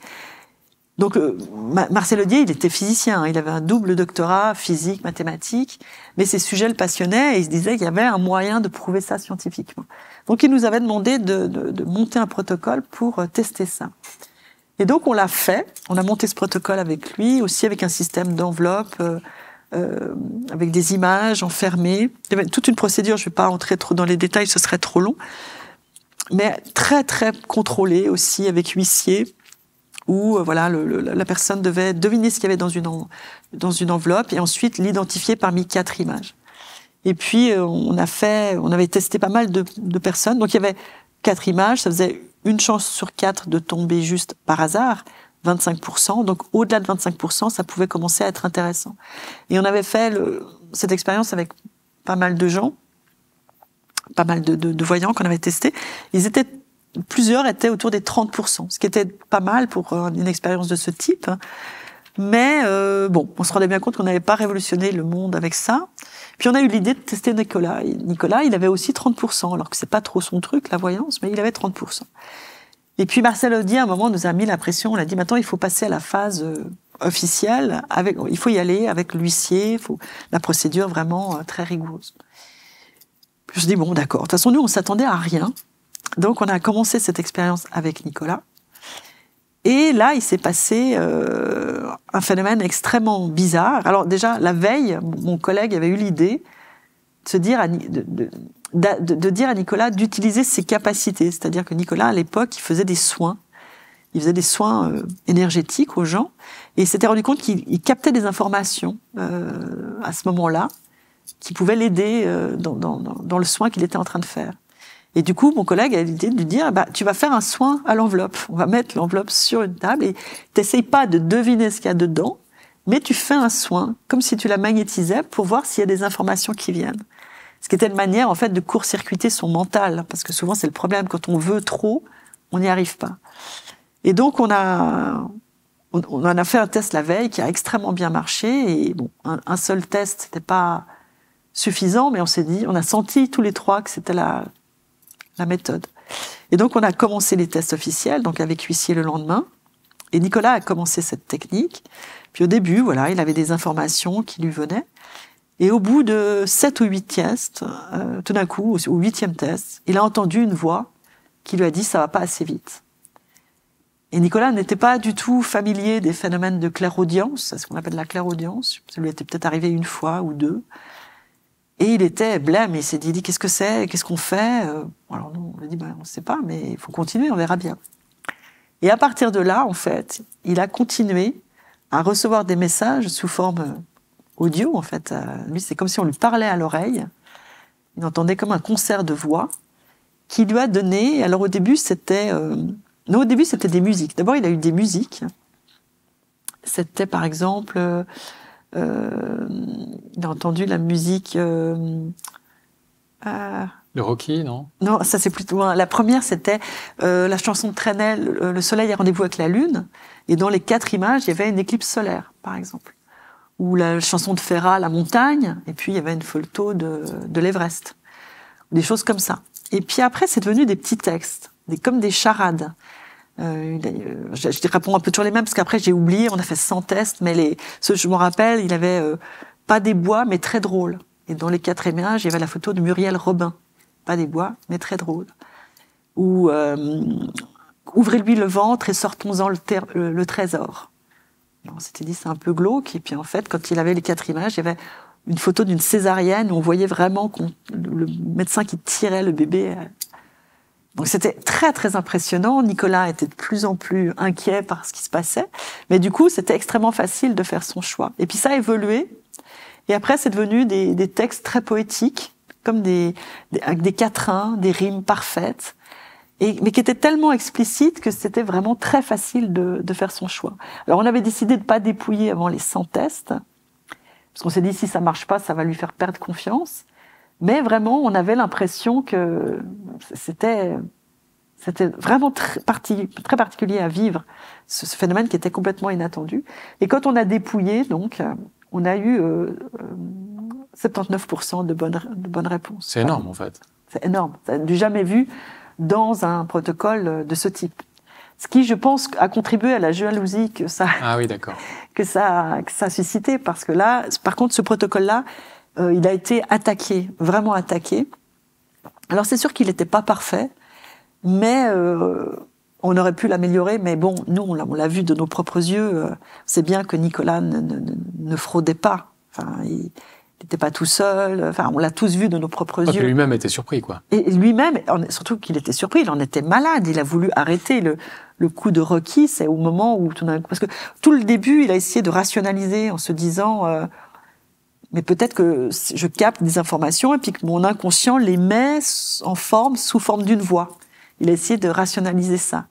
Et puis, à un moment, il entend une musique et il revient en disant, je sais pas ce que c'est cette musique, je crois que je l'ai déjà entendue, ça me dit quelque chose, mais je sais pas ce que c'est. Donc, je lui ai demandé de la fredonner, et puis là, on a tous reconnu la musique de Rocky Balboa, le premier Rocky. Et quand on a sorti les images, il y avait la photo de Rocky. Et là, Nicolas, s'est décomposé parce que tout d'un coup, il a compris que c'était il a dit mais alors c'est pas moi, c'est même pas mon inconscient, ça c'est quelque chose qui vient de l'extérieur. Parce que lui n'avait pas vu le film en fait, il non, connaissait pas. Ouais. Il n'est pas du tout sa génération. Il dit il avait dû l'entendre parce que ses parents écoutaient Nostalgie à la radio quand il était petit, mais il avait jamais vu le film et il savait pas ce que c'était. Et là, il avait l'impression pour la première fois de sa vie d'être le jouet de quelque chose qui le dépassait. Parce que les sorties de corps, c'est lui. Quand il fait de la télépathie, c'est lui. Il fait de la vision à distance, c'est lui. Mais là... Des entités lui communiquaient des choses. Il avait là vraiment l'impression que des entités Il se sentait tout petit. Il disait qu'il avait l'impression que ça venait de très haut. Que quelque chose, en tout cas, lui transmettait ces informations. Et qu'il ne pouvait pas... Donc là, il a voulu tout arrêter. Il a fallu le rassurer. Il n'a pas pu dormir tout seul. Claude Charles a dû l'emmener chez lui. Et après, il est venu les 3 dernières journées de test, mais on a l'impression qu'on a amené à l'abattoir. Il était blanc, il disait pas un mot entre les tests. Il avait qu'une hâte, c'est que ça s'arrête. Vraiment que ça s'arrête. Donc, mais voilà, les gens ne peuvent pas savoir tout ça. Et donc ça, c'est quand même interpellant dans le sens où il semble que la curiosité scientifique qu'on devrait considérer comme naturelle quand on fait de la science... devrait pousser à refaire ça. Oui. Pour poursuivre, en fait, ces tests, quoi. Oui. Et là, personne ne... Alors, non, là... Enfin, il y a certaines personnes qui nous l'ont proposé, mais ce n'est pas forcément les personnes avec qui on aurait voulu le faire. Et puis surtout, on s'est dit... Parce que tout le monde nous dit, mais il faut publier ça. Mais nous, on s'est rendu compte que ça aurait été presque dérisoire, parce que les gens avaient l'impression que c'était les capacités de Nicolas. Alors oui, Nicolas était capable d'entendre quelque chose, mais ce qui était troublant, c'est que n'importe qui, avec ses textes, était capable d'obtenir... Nous, on aurait obtenu 85% de bonnes réponses, parce qu'on avait des connaissances que lui, comme il était jeune, n'avait pas. Donc on s'est rendu compte qu'on aurait fait mieux que lui. Et le phénomène intéressant, c'était pas le fait qu'il soit capable, à la rigueur, d'entendre quelque chose, mais c'est vraiment qu'il y ait quelque chose qui communique des informations. Ça nous a vraiment interpellés. Et donc, ce qui s'est passé, c'est qu'une fois que le test a été terminé, on a demandé, on a attendu que Nicolas se remette de ses émotions, on a attendu bien 5-6 mois, et après on lui a demandé s'il était d'accord qu'on recommence à lui poser des questions, mais cette fois des vraies questions, plus intéressantes que simplement qu'est-ce qui est enfermé dans une enveloppe, des vraies questions qui nous préoccupaient, plus philosophiques ou existentielles, toujours avec la même procédure en double aveugle, c'est-à-dire qu'on les mélangeait, on les scellait, nous on savait pas ce qu'il y avait au moment où on lui présentait l'enveloppe. Et là, il s'est mis à obtenir des textes, et là, c'était des longs textes, hein, ça pouvait faire une demi-page, voire une page A4 entière, toujours avec des rimes, où tous les mots de la question étaient repris, donc on n'avait aucun doute qu'il répondait bien, on pouvait savoir, sans ouvrir l'enveloppe, à quelle question il répondait, et des textes d'une très grande spiritualité, d'une beauté incroyable. Et là, très honnêtement, moi je me suis dit mais c'est pas possible, c'est d'en faire simplement l'objet d'une publication. Pour moi, ça perdait de sens, son sens. Pour moi, le livre était plus pertinent. Voilà, ça me paraissait plus intéressant d'en faire quelque chose. Et de là est venue l'idée de faire notre troisième livre, donc Connexion, où on a fait une étude sur ce phénomène de clairaudience avec une hypothèse. On essaie toujours de partir d'une hypothèse scientifique, c'est de se dire bon. On a sélectionné 9 personnes et de se dire si elles ont effectivement accès à ces autres dimensions et qu'elles peuvent communiquer avec des entités qui voient des choses ou qui ont accès à des informations que nous, on n'a pas depuis ici, logiquement, si on leur pose la même question, on devrait à peu près avoir la même réponse. Peut-être différente, mais elles devraient toutes aller dans le même sens. Si elles commencent à partir dans des sens complètement différents, bon, on pourra se dire que c'est quand même leur cerveau qui travaille. Leur imagination. Et donc, on a fait ça, on avait une 40aine de questions avec 9 personnes, dont Nicolas, et on a fait ces entretiens sur 2 ans. On n'a pas dépouillé, enfin, on n'a pas mis chaque réponse bout à bout avant les 2 ans. Et quand on se rendait bien compte qu'il y avait une forme de cohérence, mais quand on l'a vraiment fait, ça a été impressionnant. La cohérence était extrême. C'est-à-dire, il n'y a aucune réponse où les questions sont parties, ont divergé. Des fois, elles n'étaient pas tout à fait exprimées de la même façon, ou c'était une facette qui était des facettes complémentaires, mais elles allaient toutes dans le même sens. Elles disaient toutes la même chose. Et elles étaient toutes corroborées par Nicolas, qui lui répondait à la même chose, alors que lui continuait à ne pas connaître la question. Lui, il répondait toujours à des questions qui étaient enfermées dans une enveloppe. Ce qui est quand même hallucinant. Et là, pareil, on savait très bien qu'on pourrait pas le publier. Et il y a un moment où, bon, je pense que la science, elle n'est pas prête à s'intéresser à ce genre de choses. Il y a quand même de plus en plus de scientifiques qui s'ouvrent à ça, non? Qui s'ouvrent, oui, mais ça va être encore long. Et du coup, moi, j'ai fait un choix. Je me suis dit, en plus, quand on fait une publication scientifique, on peut pas dire exactement ce qu'on veut. On doit, dans sa conclusion, on est obligé de tempérer. De rentrer dans un cadre, ouais. Voilà. On peut pas aller très très loin. On entre dans un cadre. Moi, je me dis, j'ai pas quitté le milieu académique pour me remettre des cadres maintenant. Donc, c'est un choix. Je me dis, bon, je renonce à publier parce que ça a jamais été un moteur. Moi, mon moteur, c'est répondre à mes questions. Et mon deuxième moteur, c'est de voir que ça peut aider des gens. Et quand on voit, à chaque fois qu'on sort un livre, l'impact que ça a et les gens qui viennent et qui nous disent à quel point ça les a aidés, à quel point ça les a ouverts aussi à d'autres choses, je pense que c'est plus important. Et quand je vois le monde dans lequel on vit, je me dis qu'il y a une urgence à reconnecter avec toute cette dimension invisible. Il y a vraiment urgence. Et la science, elle va continuer à évoluer, c'est sûr. Mais ça peut prendre encore quelques décennies, quoi. Alors, il y a encore un sujet que je voulais évoquer avec vous en parlant de mort et de sens de la vie. Il y a toutes les recherches sur la réincarnation qui ont été initiées par Ian Stevenson dans les années 60-70, puis reprises par Jim Tucker, où là, ils ont étudié quand même beaucoup de cas d'enfants ayant des récits de vie antérieure, etc. Il y a 2500 cas. Et puis, leurs travaux suggèrent que la réincarnation pourrait expliquer 70% des cas inexpliqués, donc de témoignages. Alors, c'est pas une preuve absolue, selon eux, mais que c'est quand même une des meilleures explications, c'est qu'il y a eu réincarnation. Enfin, que ça, en tout cas, ça existe, quoi, comme... Alors, qu'est-ce que vous en pensez de ça moi, je trouve le travail de Ian Stevenson, qui a été repris par Tucker, est fantastique. Hein. D'ailleurs, à l'époque, Ian Stevenson, c'était dans les années 70, il a été salué par la communauté scientifique. Il a publié dans Nature ses travaux. Donc, c'était vraiment, tellement il était rigoureux, c'était vraiment un scientifique vraiment très rigoureux. Ces enquêtes étaient vraiment menées de main de maître. Donc il a fait un travail extraordinaire. En plus, c'est passionnant à lire. Hein. Alors, oui, après, on peut, de nouveau, c'est souvent le problème avec ces phénomènes, c'est comment on interprète les résultats. Et ce qu'on peut dire, c'est vrai que l'explication de la réincarnation, moi je trouve que c'est quand même l'explication la plus simple.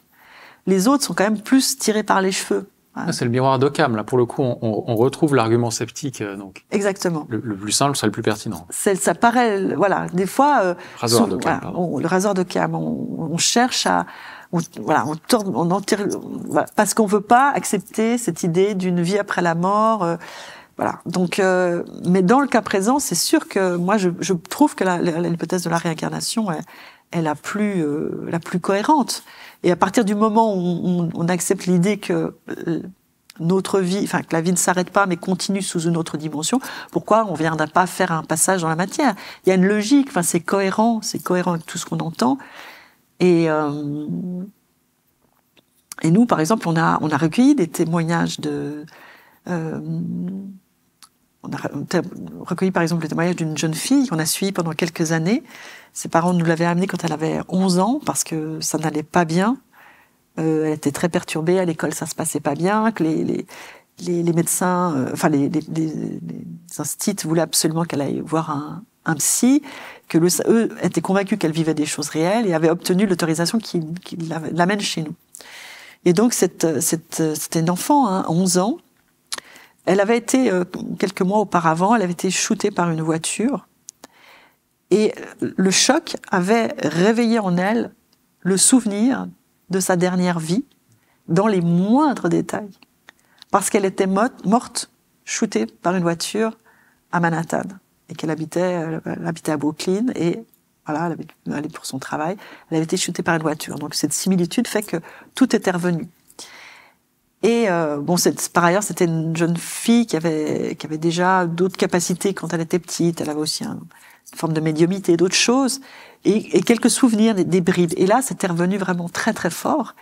Et ce qui était très impressionnant à voir, c'est que donc elle avait 11 ans, c'était de la voir nous raconter que dans cette autre vie où elle serait morte à l'âge de 28 ans, elle savait l'année, elle serait morte en 2001, je crois. En 2001, avril 2001. Alors que dans cette vie-là, elle est née en 2005. Ah oui, donc c'est tout proche, en fait. Tout proche, c'était vraiment la vie d'avant.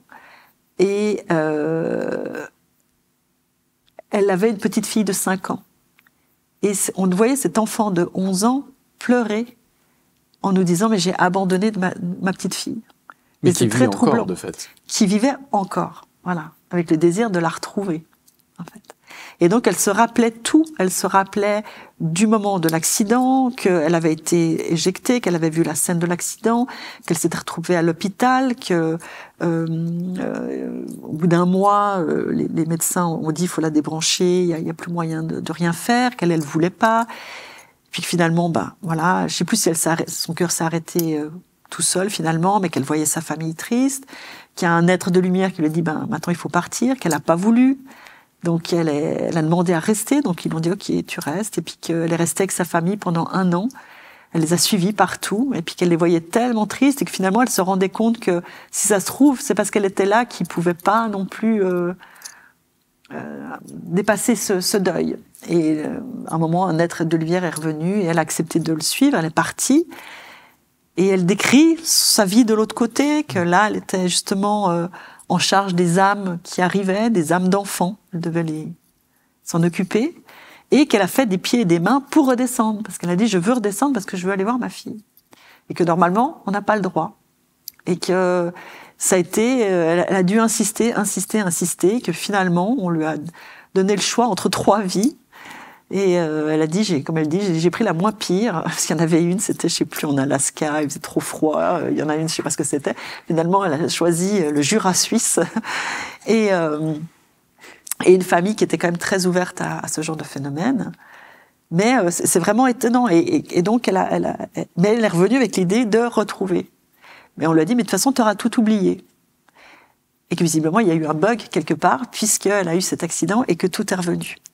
Et ça a été loin, cette histoire, parce que... Alors nous, on disait que essayer de retrouver la famille, c'était pas forcément une très bonne idée, parce qu'elle avait 11 ans, mais donc, d'après les calculs, sa fille, qui avait 5 ans en 2001, elle aurait eu à peu près la vingtaine, quoi. Donc, arriver à 11 ans, lui disant « je suis ta mère », c'est dit ça peut être dangereux. Donc, on essayait plutôt de l'ancrer bien dans cette vie. Mais finalement, elle a retrouvé sur Google Maps, en cherchant, parce qu'elle se rappelait où était sa maison, où elle travaillait, par recoupement, elle a retrouvé l'endroit. Donc, ils ont été en voyage avec toute sa famille, ils ont été là-bas.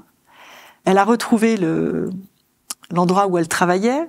Après, sa mère nous a raconté, c'était étonnant. Elle lui disait, tu vois, j'allais fumer une cigarette, je passais par la porte, il y a une porte dérobée, là on la voit pas, mais je suis sûre, tu viens avec moi. Effectivement, ils ont retrouvé la porte dérobée, donc des détails vraiment très très précis. Et puis ils ont retrouvé la maison, mais qui était en vente. Et visiblement, les anciens, en discutant avec les voisins, les anciens locataires n'étaient déjà plus, en tout cas, sa famille à elle.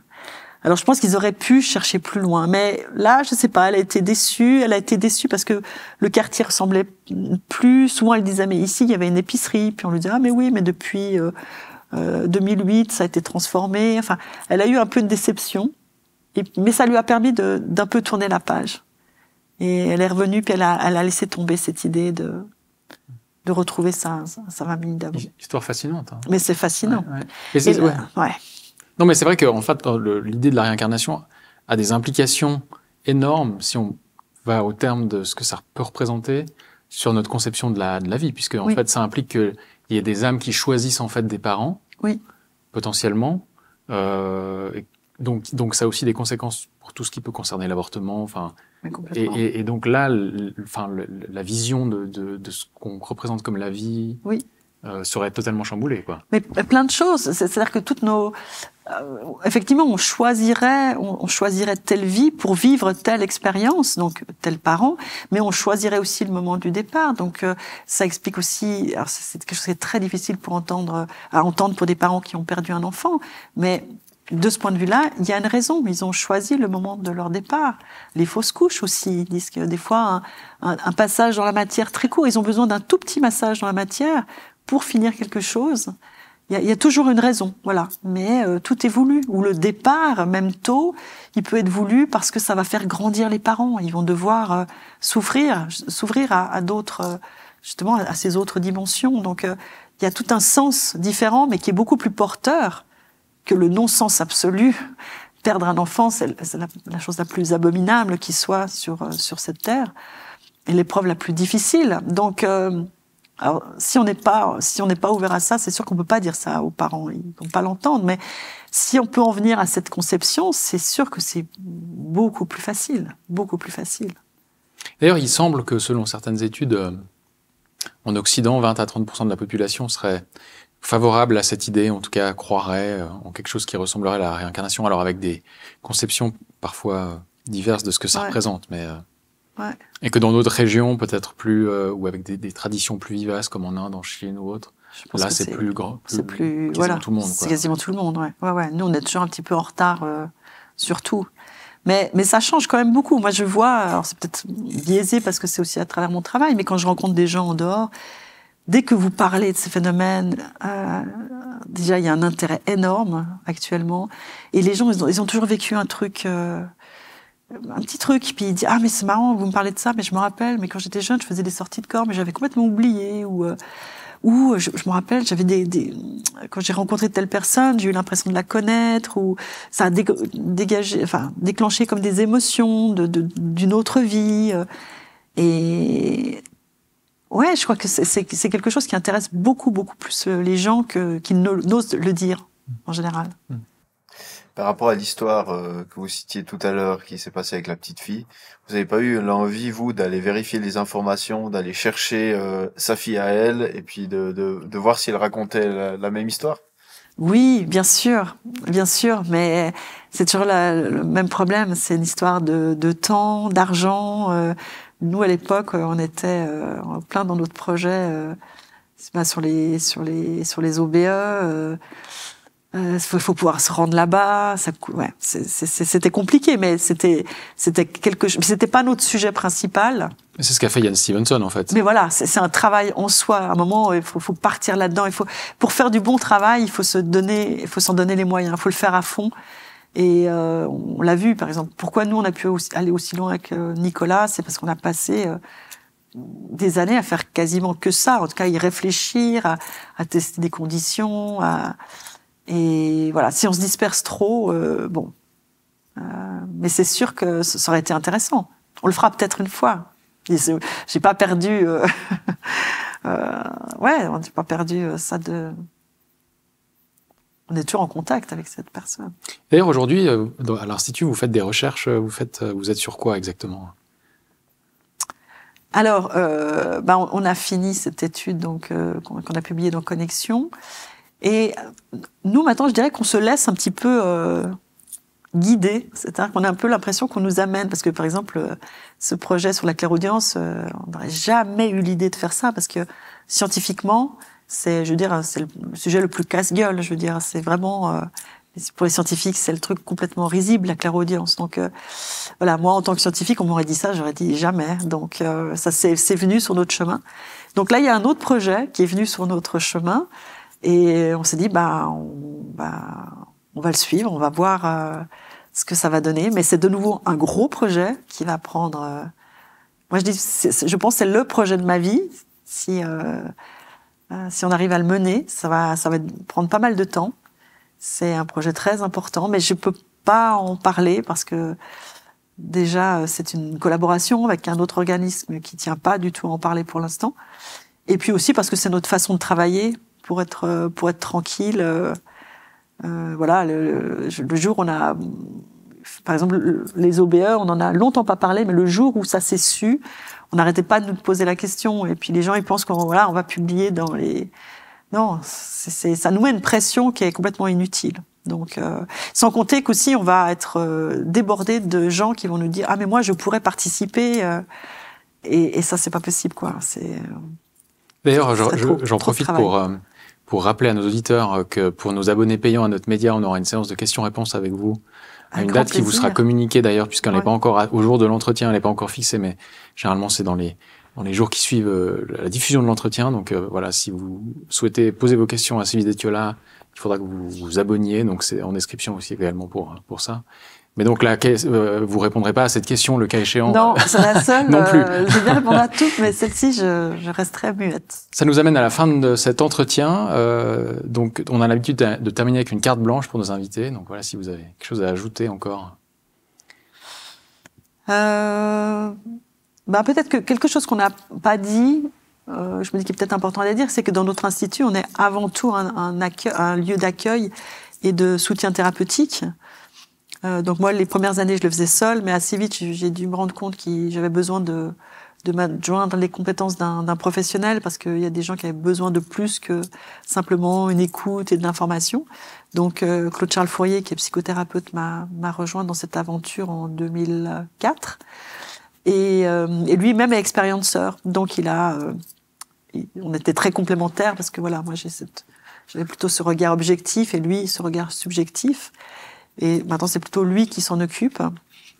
Mais je pense que c'est important. Voilà, les gens peuvent venir témoigner.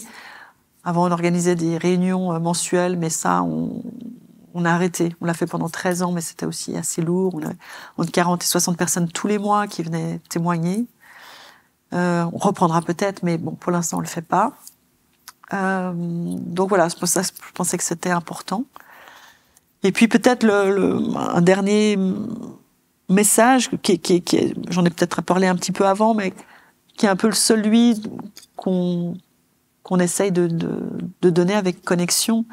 C'est que même si nous, on continue notre démarche scientifique, parce que je pense que c'est important déjà pour pas s'embarquer dans des trucs complètement farfelus, parce qu'il y a aussi du n'importe quoi dans ces sujets. Il faut quand même être rigoureux, il faut pas prendre tout pour argent comptant, il faut avoir un esprit critique, du recul.